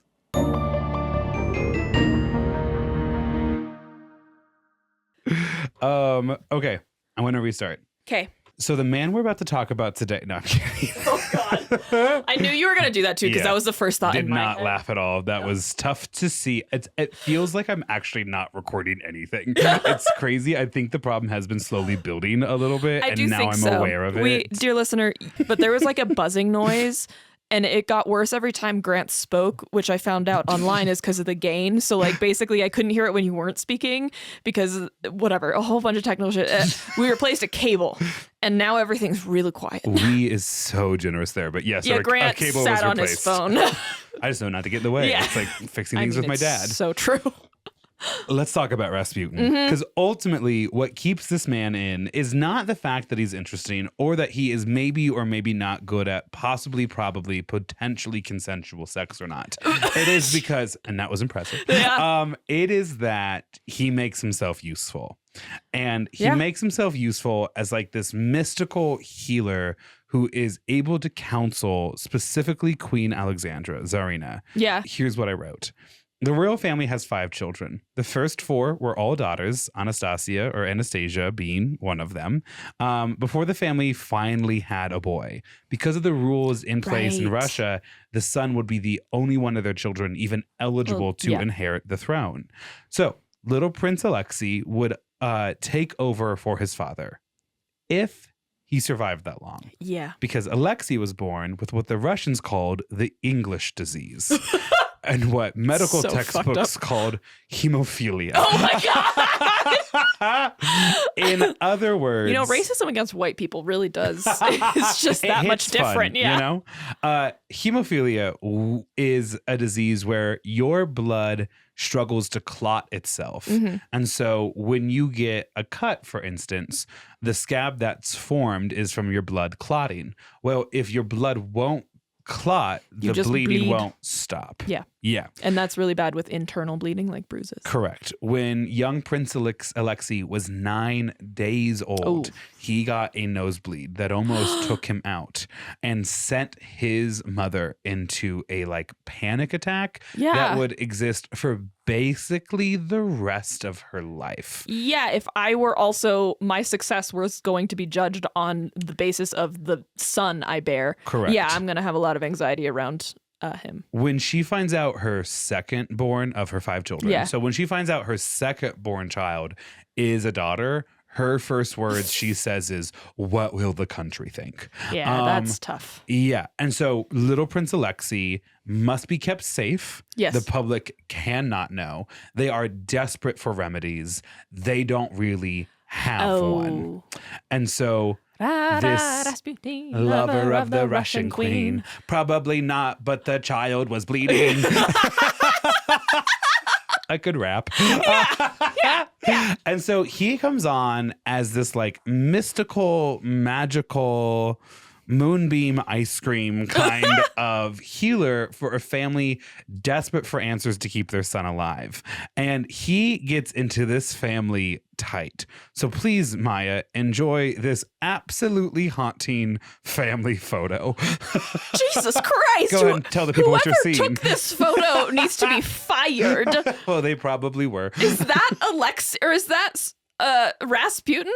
In the dead center, looking like a stuffed doll they dragged in. Yep. And is this Alexandra? the Tsarina? Yeah.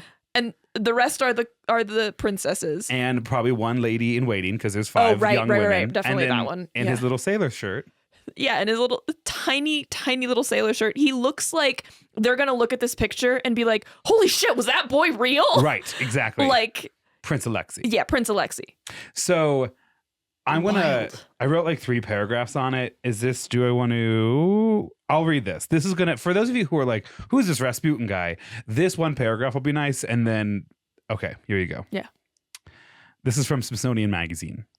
Rasputin cemented his relationship with the Tsar and Tsarina by supposedly alleviating the suffering of their only son and only heir, Prince Alexei, who had hemophilia, a rare disorder in which your blood does not properly clot. The holy man's alleged healing powers continue to be debated today.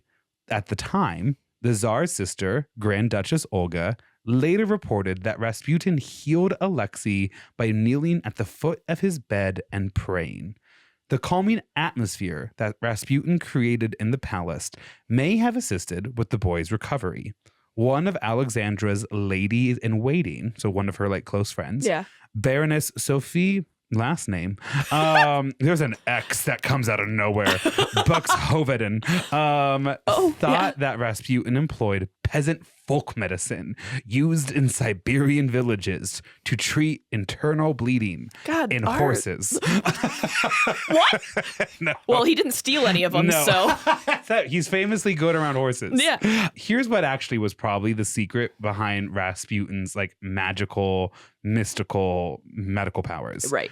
first, Rasputin did have an ability to calm down Queen Alexandra. Okay. And when she calmed down, Alexei calmed down. And when he calmed down, his heart stopped pumping blood so fast that to it open would kill wound. him. Yeah. Right. Yeah. So that was important. There would be times Alexei would start bleeding when Rasputin wasn't at the palace, and he would just like telegraph in or whatever, because Queen Alexandra would be like, what do we do? And he would be like, the little one will live. And she'd be like, oh, thank God. My witch and best friend Rasputin says he will live. How I think about Grant as well.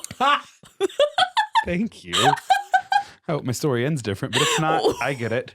Famously good in the bed, Yeah, apparently. see? We all win a little. Strange smell, off-putting to men, comforting to women. So the first thing was that Rasputin like almost definitely calmed down his mom, which then calmed down Prince Alexei, Right. which then helped Right. slow down the bleeding. The second thing, and this is super interesting, and little history detectives, hats off to you. Yeah. See, right before Rasputin took power, a new form of medicine was invented that was largely viewed as a cure-all. And that medicine Oh, I'm so scared. we call today aspirin. Do you Okay. know one of aspirin's little side effects? No. It's a blood thinner. Oh, right. Yeah. So by having Rasputin calm down his mom and be like, get those doctors away from him, what he was actually doing was calming down the source of the panic and removing blood thinners from the child's system so his little hemophilia Right, body could try to survive. have a chance. Right. Okay. Right. Those two things combined, plus like all of the medical treatment you could get in the world, keeps Alexei alive. I really thought you were going to say the new medical like strategy was bloodletting, and I was going to lose it. We lost a lot of really good presidents about 100 years ago to that, including George Washington. Yeah, and by I the would have way. also been treated with that at some point if I had lived back then. And so this puts Rasputin increasingly in this inner circle of a royal family that's increasingly suspicious of their ministers who are coming for them. Right. And everything's kind of like, I mean, it's tight and it's fragile, but life's good, you know? And there's Right. still the powerful Romanov family. Mm, And then mhm. something terrible happens.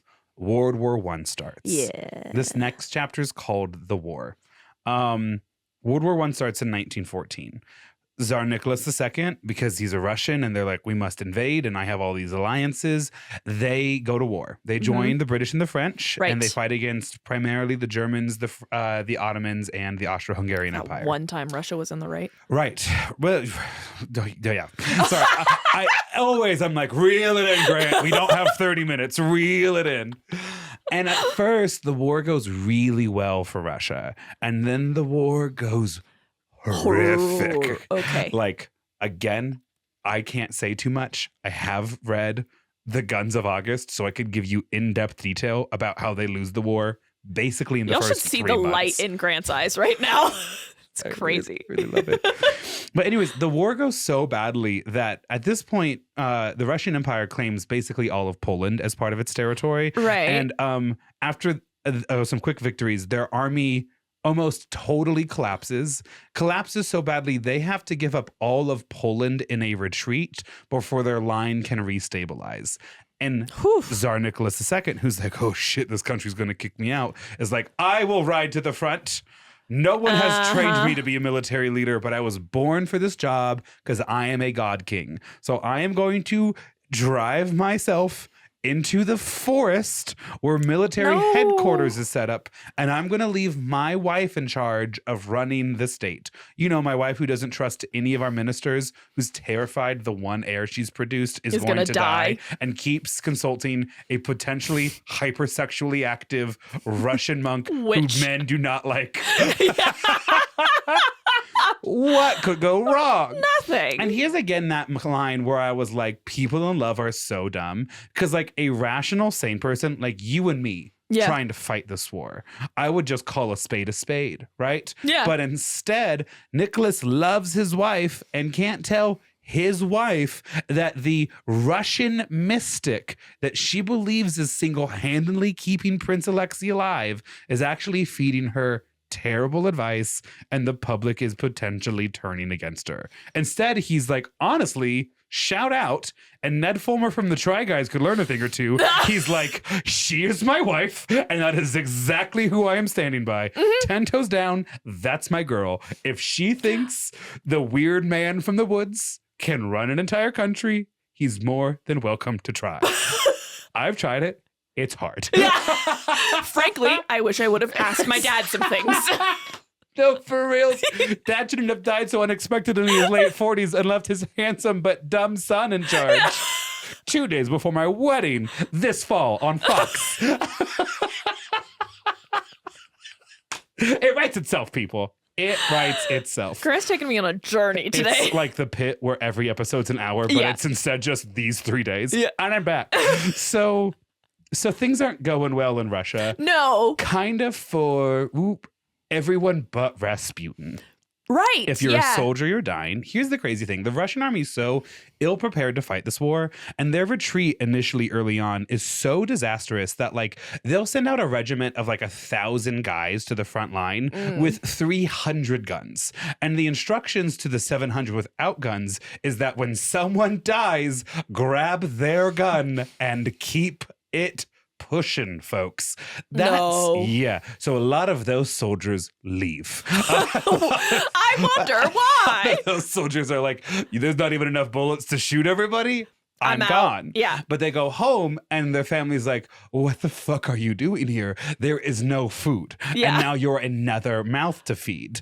Meanwhile, the aristocrats are like fighting with each other, and Queen Alexandra keeps consulting a man who built a temple for sex out of mud and in the ground.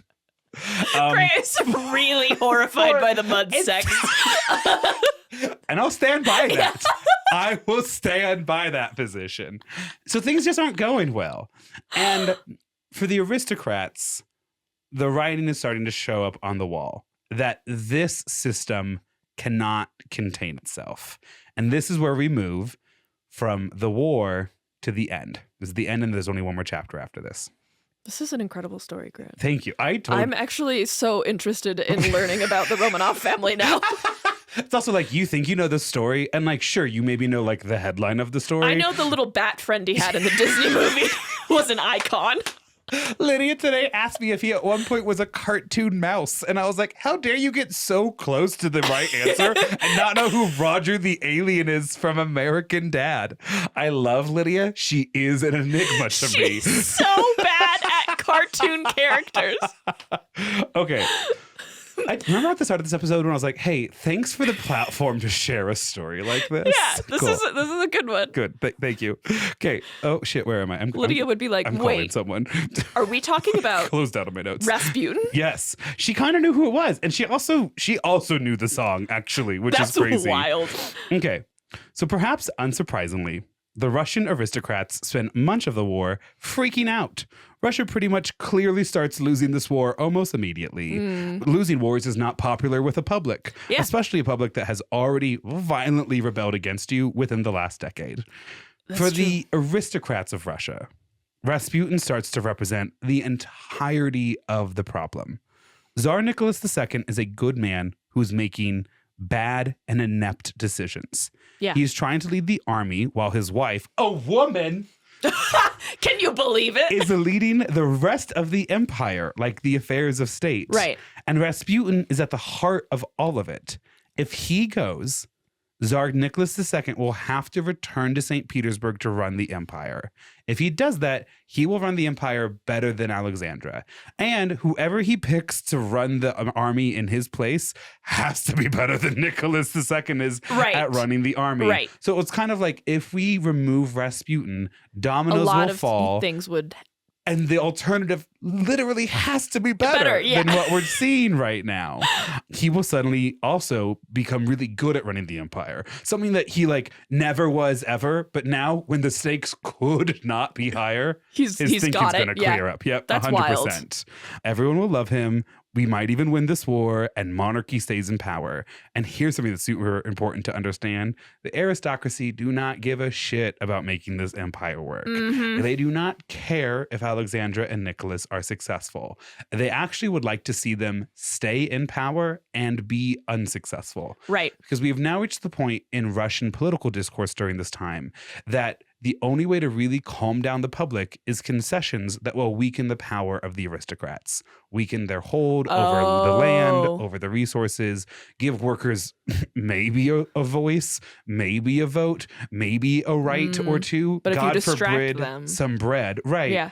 So they're like, we want to maintain this system and are willing to sacrifice nothing to maintain that system. Kind of like a healthcare company being willing to see democracy fall if it means they can increase health insurance premiums by 25%. I don't know what you're talking about. I know, I don't either. I hate it here. I know some of you are like, hey, Grant, Maya, that wasn't cool. That actually just produced a lot of anxiety as I tried to drive into work. And what I'm trying to remind you is that we have been at this crossroads before.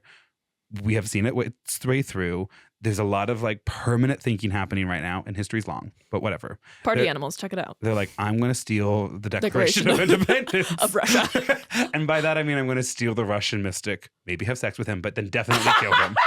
I got to see what all the hullabaloo is about. I mean, before I got to see what his final act might be, you know? At least a ceremonial wipe down. So given or gotten, I'll take whichever. But as long as the empire stays a monarchy, I can maintain Prince Grant Thomas of the Nebraska province, and I can slave 500,000 people. Would and you it'll be fine. Prince of Nebraska? There is no way I'm in line to inherit. My mom is the 5th of 6 children. She is the 4th. She's the 5th daughter. And then I am the 2nd born child in my parents' family. And my dad's side, no. There's nothing to inherit. And that's why I'm so charming. What state would you be the prince of, though? Oh, no, Nebraska. That's where I'm from. That's what you want to be the prince of? That's what I'd have the birthright to. Okay, but which state would you want to be am I marrying the prince of? into it? Yeah. Vegas. That's just not a state, but okay. I mean, Nevada's barely a state. It's Vegas, Says Reno, and sand. And I believe somewhere hidden in the sand, a nuclear waste facility. Well. So anyways, they're like, we got to kill Rasputin. Yeah, okay. This is also exactly what it's like to be my student. It's like, everyone's like, oh, haha, we're not doing it. Holy shit, we're back on topic.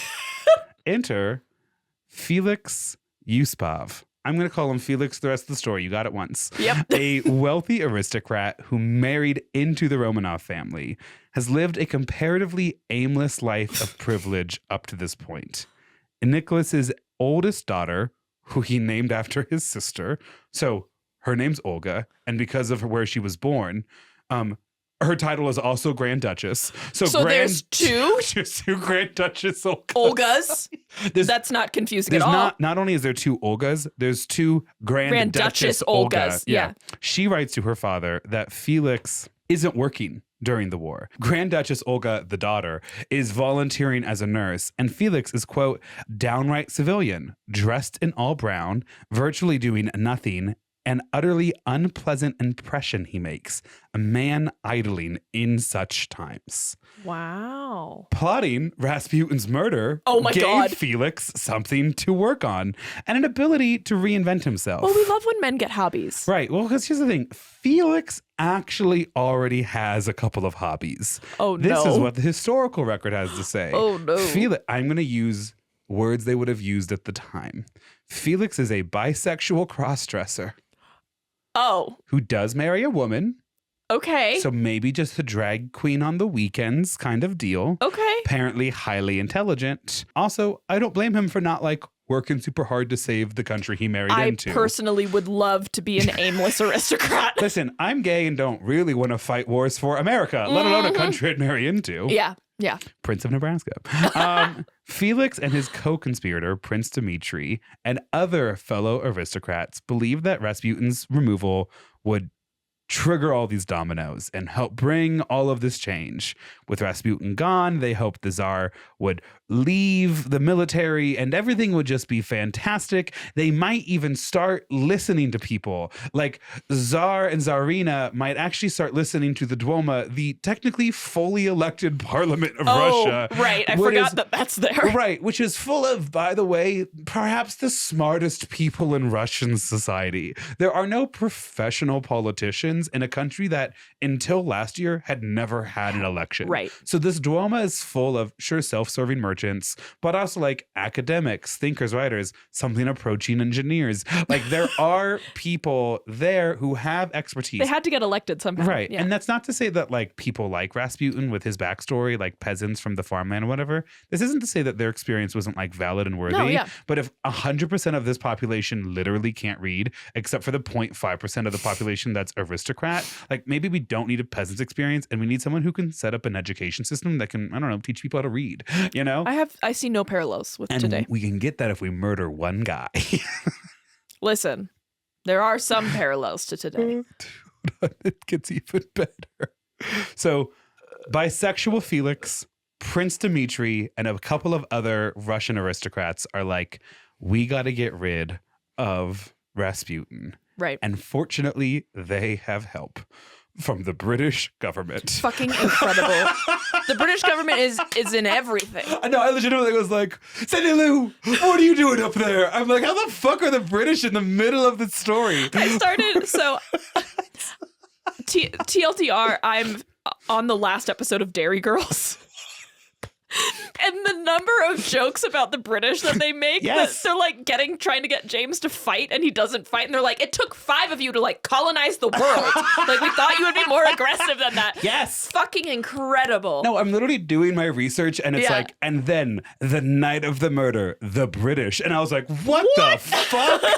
And then I'm like pulling up other articles and stuff like that. Wait a minute. This testimony comes from the chauffeur of one of the British agents who was there, and also one of the British agent's diaries where he's like, met with Felix, and the chauffeur's like, yep, they met with Felix. And then of course they're not like, and then we murdered Rasputin. No, right? Like, yeah. That's not written down. But there does seem to be at least some trace historical evidence that perhaps the British were involved in helping kill Rasputin. Right. And you might be asking yourself, what does His Majesty's government have to do with killing a sexy Russian bear who is romancing his way through the royal court and keeping a hemophiliac alive?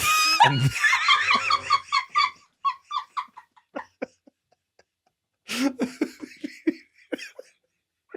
nothing I said was historically inaccurate. That description, word for word, tracks. I have the links. Romancing his way through the Russian government and keeping a hemophiliac alive. Well, the thing is, That'd be crazy to put on your resume. well, see, here's the thing. Rasputin really was much more of a lover than a fighter. And You don't that's say. literally like chef's kiss perfect analogy for this Yeah. moment. Because what I mean by that is actually real. Yeah.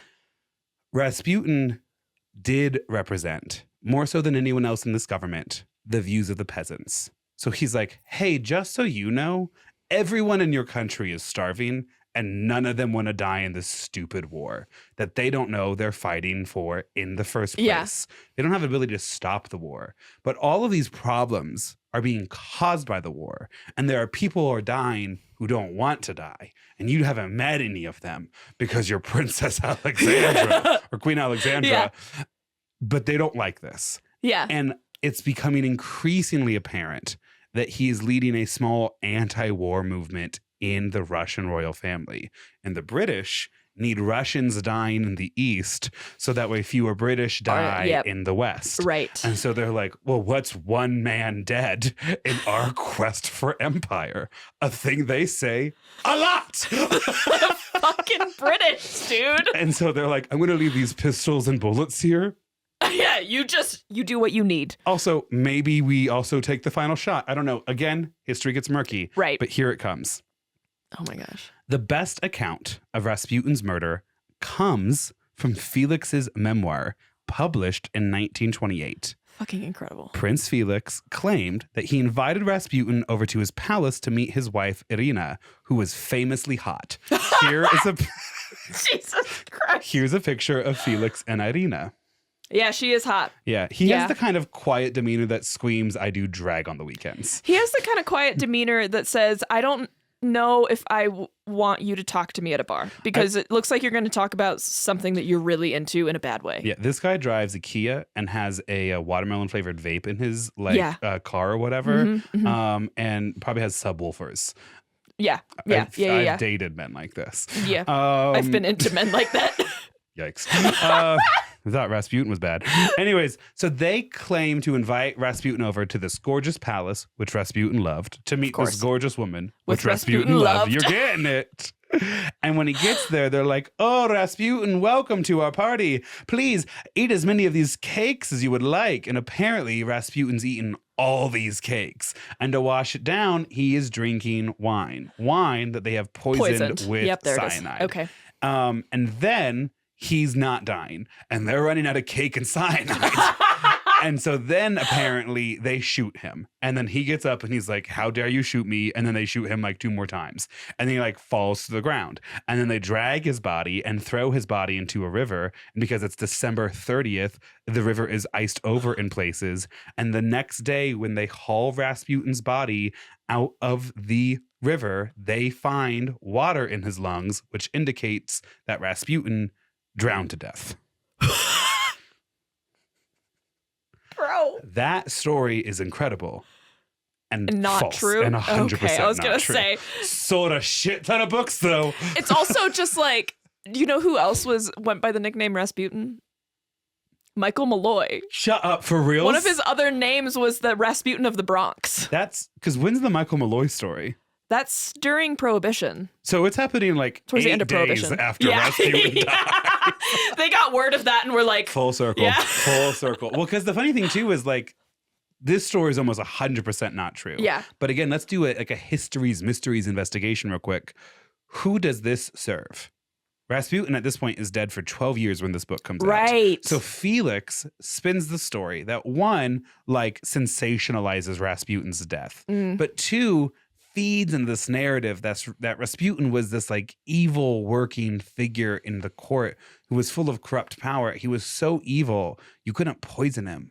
You couldn't shoot him. Yeah. Like it took Death didn't want him. Right, Yeah. exactly. He literally sent from hell. It took for everything to kill him. Okay, yeah, I get it. But like historically, none of that story tracks. Yeah, okay. So I've showed you Yes. this. This is Prince Felix and his hot wife, Irina. This is co-conspirator Prince Dmitri. Okay. These will be the two Russian men, primarily like blamed or take credit, however you want to say, for Rasputin's death.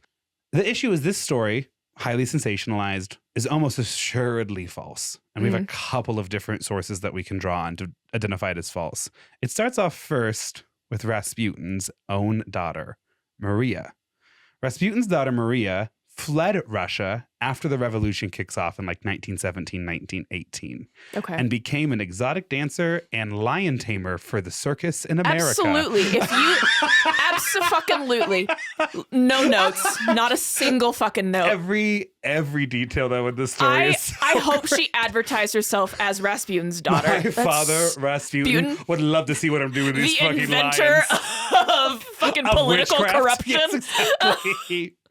She's like, the first thing you need to know about my father is that he hated cake. I'm not joking. She's like, instantly, I can tell you're lying. Literally, I never once. Like the cake details actually so great too, because once Maria Rasputin is like, my father hated cakes, and Maria's the daughter that lived with him in St. Petersburg. So she knew him. Not some distant daughter, like day-to-day life. It's so beautiful because cake is literally this metaphor for gluttony. They're like, he's being gluttonous at this table. Right. Poison can't kill. It's the same, let them eat cake Marie Antoinette style. Like it is a historical metaphor for gluttony. And she's like, my father hated cakes. My father didn't have so sweets. Funny.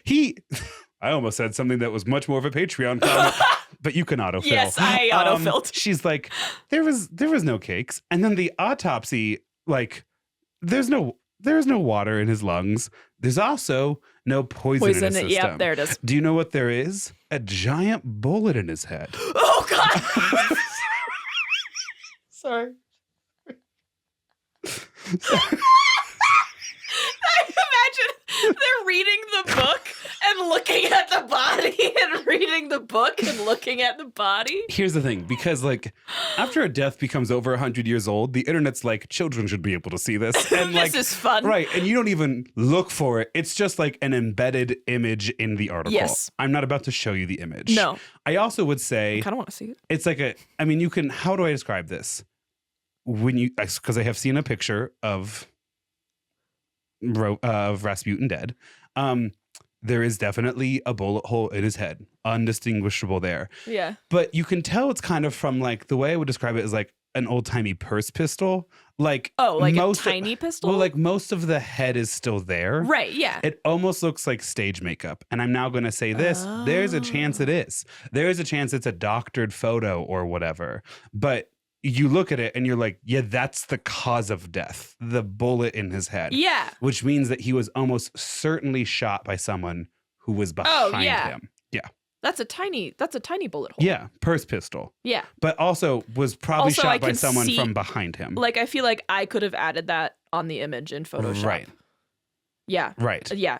Behind, And for sure. much of his like history and historia or whatever, There hard are to know what's photos true from and not every true. angle. Yeah. Like, that's crazy. And so his daughter's like, he never ate cake. So funny. The autopsy is like, no poison, no drowning. Yeah. But it is the gunshot. Yeah. And there's like a slash on one of his arms, like from a blade or something. And then if that photo is real, if it is to be believed, like, yeah, that's very much like that's going to kill you kind of gunshot wound. Yeah. That's not one you can live through. No, it's not. And so he dies on December 30th, 1916 at the age of 47. Wow. The response from the public was mixed, reflecting Rasputin's checkered reputation. The elite, from whence Felix and his co-conspirators came, rejoiced and applauded the killers when they appeared in public. Nicholas, finding out, would banish Felix and Prince Dmitri from the court for their involvement in his death, which actually ends up saving their lives from the Russian Revolution. Right, yeah, because that entire royal family is about to die, right? Correct. And so they're not part of the royal family when it's time for the royal family to go. So truly kind of history, irony there. Yeah. The peasantry mourned Rasputin as one of their own, seeing the murder as one more example of the nobility controlling Tsar Nicholas. Yeah. When a peasant rose to a position of influence with the Tsar, he was murdered by wealthy men. Well, So this last chapter is Aftershocks. If you usually stop listening at this point, I get it, but you do want to stay for this. I'm not going to say more, but you'll know when I get there. To the dismay of the conspirators, Grant can't like stop smiling. I can't think about it too much. Not yet. I gotta lock in. To the dismay of his conspirators, Rasputin's murder did not lead to radical change in Nicholas and Alexandra's approach to governing. Confronted with events that, quote, moved too quickly for him, Tsar Nicholas II abdicated his throne in March of 1917. So 3 months after the murder of Rasputin. He's like, I'm not going to die, but I won't be king anymore. Right. So the government's yours. And usually when a king abdicates, he's like, fine, I'll make this huge sacrifice and no longer be king. Right. I just want several of my palaces and a salary for life. And oftentimes the people are like, oh, we don't have to do a violent and bloody revolution. Yeah. That's fine. Remind me, what's the timeline on them dying? July. Okay, so when March, did he abdicate? April, May, June, Right. July. Because they were trying to escape the country. Yeah, also kind of wanted to keep living in Russia, and like there was a chance that like this elected government was going to keep treating them well. I mean, not like royalty, but like they could still live in comfort. I have deeply thought about covering that. Feel murder. free. Yeah, because it's fascinating. I'm not going to talk about it here in the last chapter, so if you want to, go ahead. You know me. Yeah, I know. Oh, sorry. They get assassinated in July of 1918. So they will actually pass away not 6 months, but a year and six months. Okay. After Rasputin's death. Okay. To these emergent revolutionaries, Rasputin symbolized the corruption at the heart of the imperial court, and his murder was seen, rather accurately, as an attempt by the nobility to hold onto power at the continued expense of the proletariat, or the average everyday people. To the working class, Rasputin represented the broader problems with monarchies and Tsarism.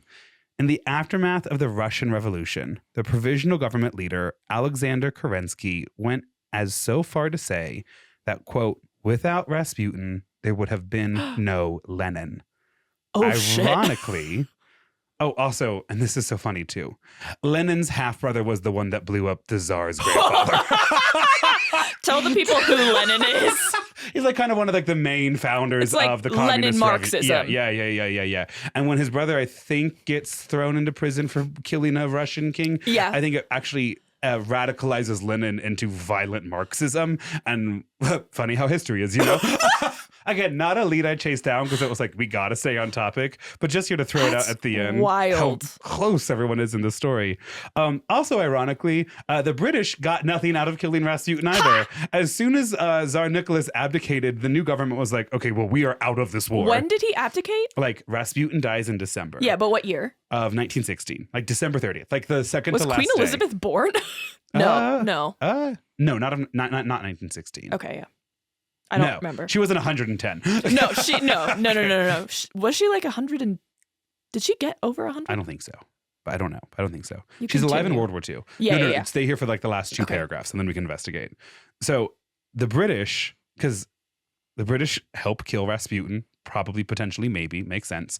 December 30th, 1916. Right. 3 months later, the king, Tsar Nicholas II, abdicates the throne. His abdication immediately brings Russian war offensive to a pause. And then that government, which is like a provisional government, immediately pulls them out of the war. Right. And then when the Bolsheviks win, or like they kind of take over power, they pull them out even like more. Like Russia as an ally to the British and French fully collapses. Okay. So the British don't get anything out of Rasputin's death, and neither do the aristocracy. And now time for the glorious final chapter, like last paragraph. Yeah.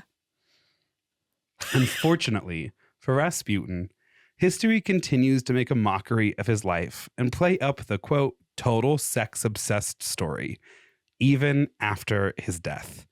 For this final fact, I had to read an article titled, quote, Inside the Wild Myths and Legends Surrounding Rasputin's Penis. There were rumors that it was over a foot long. No. There were rumors that it was over a foot long because they cut it off and pickled it. What?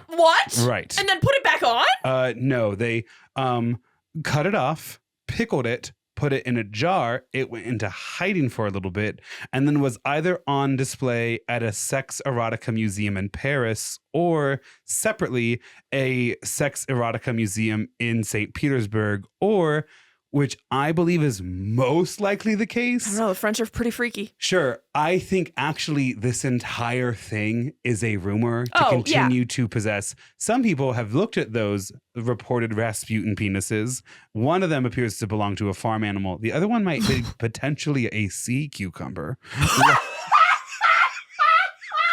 Sorry. Someone saw a sea cucumber the first time and we're like, I could make money off of this.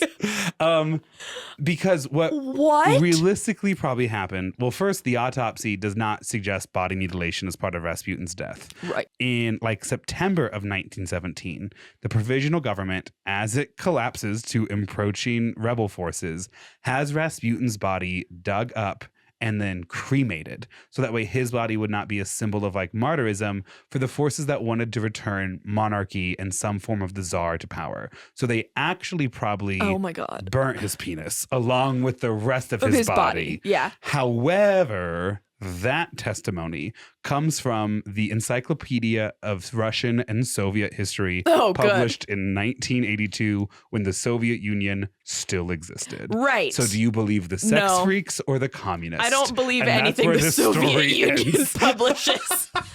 That's suddenly the character in the critically acclaimed Disney movie Anastasia. He makes so much more sense because like there's all these rumors, but they really play into like he can't die. Right. And they also play into like random body parts falling off and like having to get put back on. That's hilarious. If I can now off the cuff, like shoot from the hip, like my own final summary of this Right. man, now that like I've gone through the facts that I wanted to share with you, I think Rasputin was a highly charismatic man who, at least at the start of his career, held deeply sincere religious beliefs. Right. I think that charisma and sincerity led him into a position of power. Mm. I think he enjoyed that position of power and enjoyed the benefits to it. Right. Perhaps used it to enrich himself against others. But in the world of Tsarist Russia, he does not make the list of top 1,000 war criminals and human rights violators, right? Like, how do you compare Rasputin to the generals who are sending those Russian soldiers in without enough guns for everybody to fight a war, you know? No. And then he dies. It's almost guaranteed he was not having a sexual relationship with the queen, but that's what he's known for, and underpins this larger story about his sexual deviancy, which some of it at least might be made up after his death to justify and accentuate the sexual relationship with the queen and to help explain how a peasant could do something like that. But much of history, especially history of poor people before literacy was common, is speculated upon. So maybe it is all true. I don't think Rasputin had, at the end of the day, any issues with how he was perceived. Right. And he's now dead. So I feel okay perceiving him. Yeah. But I think he's another character that we have boiled down to cartoonish and interesting characters, but who even at the edges of truth was really interesting. I mean, yeah, we really are here just but for a moment. Yes, bitch! Yes! You get it. It's crazy how much that can guide your life, right? It really, like, I didn't actually know where that sentence was going until I said it. Oh, I see. You think all of this concerns you. Yeah. You listen to these stories to say you take yourself too seriously to be cynical. When that monologue came up in the critically acclaimed West End Double Critic, I'm acclaiming it. You could hear people like whispering along. That's my church. That's my church. And I was like, hell yeah. It was incredible. I felt very seen in that moment. Yeah, Rasputin is wild. I love that even when there's like political motivation for lying and like rewriting history, historians still tend to be like, something was going on here. Right. And I don't know if that's true. And here's why it might not be true. And that's just fucking incredible to me. Oh, and I think, too, it's so interesting the way sex is weaponized or used to define powerful people. Yeah. Like, I think of current wannabe dictator who the I Had It podcast calls him Kanko's McTaco Tits, who they will be referring to as just Kanks from now on. Beautiful. They're so good. No, I heard that and I was like, absolutely incredible. I've never come up with something that creative. But, like, Kanks, aka President Trump. Yes. Like people on the right view him as this like hot, charismatic. How many like photos or t-shirts do you see of like Trump's AI generated face on like a like workout body, right? And it's like not only is he good leader, he hot good leader, right? But then on the other end of that spectrum, like a leftist liberal critique of Donald Trump right now, at least one of them is the creators of South Park, which portrays Trump with a very, very tiny penis, which is also kind of funny, but I think interestingly does not taint male political leaders in the same way that it would taints taint a female woman. political leader. Yeah, absolutely. And so I think it's really interesting that actually Rasputin's reputation of being like sex god might only exist to tear down a woman who was, honest to God, bad enough at the job you didn't bring sex into it. Like everyone agreed. Like there was so much material to work with. And I think history, is less for that. Could have been more creative, but that's just me. This entire episode is brought to you by the curse of my history education degree. But I also know that for many of you, I'm like now your favorite history teacher. And I love these kind of episodes for this reason. That was wild. Also, Sophie of Yes. the Lee Sophies, Yeah. told me today or yesterday that she listened to your Pequequeneo episode. Oh, good. And that her jaw was on the floor the whole time. Crazy story, So, right? like, yeah, absolutely batshit crazy. I'll pitch some of these stories to my parents after we record it and stuff, because then I'll know really what the final version is. Yeah. And so when I told my parents about Pequequeneo, because that was, we were recording it as they were driving into town, my mom just looked at me and she goes, where do you find these stories? And I'm just kind of like, I don't really know. Dude, yeah. I built my algorithm brick by brick. Like, that's the only way I can really tell you. Yeah, I have a saved folder on Instagram called Story Ideas. Yep. Yeah. We're going to, at some point, probably in the winter, from me at least, we're going to learn about a lot of sexy spies. Ooh, I love that. I'm excited about that. Anyways, thank you, Sophie, for the shout out. Oh, actually, one last thing I wanted to shout out. We have a listener who has been messaging us on Instagram. I don't have permission to say your name. So I'm just going to say it starts with a J. Okay. And they're going to know who I'm talking about. Yeah. But this listener has a book club with their friends for our podcast. Shut the fuck up. And they listen and they get together and they drink wine and they chat about it. Wait, that's so cute. I screenshotted. I've been binge listening to the podcast for a few months now and have fallen way behind on everything else I listen to because yours is the only one I want to hear lately. Thanks for, that's just a compliment. Sorry. Oh, here it is. So it's the next one. Sorry. For us. Oh, that's just a compliment. No, so gross. We're here before a moment. A friend got me hooked on it. We have weekly discussions at our girls' nights about it. Aww. All 6 of us listen. I said, oh my God, I love that. Do you have a name? And it's just girls' night. We all bring our dogs too. Yes. Dinner and wine and dogs in your podcast. And listener, don't worry, I asked because I asked the hard-hitting questions. They switch back and forth between red and white, but because it's warm right now, they're mainly drinking white wine. Well, I'm committed to the craft. Reach out to them and send them some stickers or something. That's just so cute. Cool. I will send you the Instagram name so you know what she's down. Yeah. And that's it. That's a lid. Here we go. I love that. Rasputin, lover of the Russian queen. And as I send this to Maya, here's the speech. Yeah. Thanks for joining us. Join us on social media, losers. Also, write in. This theme is Hypnotic. We're going to record the listener very soon. But the next one is Sickening. And the one after that will be released soon. So stay tuned. Write in with listener stories to the podcast website, wellilaughed.com, or the email wellilaughdpod@gmail.com. You can find us on Patreon, where we share even more fun stories and lose our minds ever more so. And then finally, Cameo. We've had some really fun with cameos. We have one that we lately. have to do tonight. Do we really? We're announcing something for someone. Fun. Yeah. I hope it's a breakup. It's not. It's actually something fun. Could be a nursery. All of that and more next time you join us. Okay, bye. Love you. Rate us 5 stars. Yeah.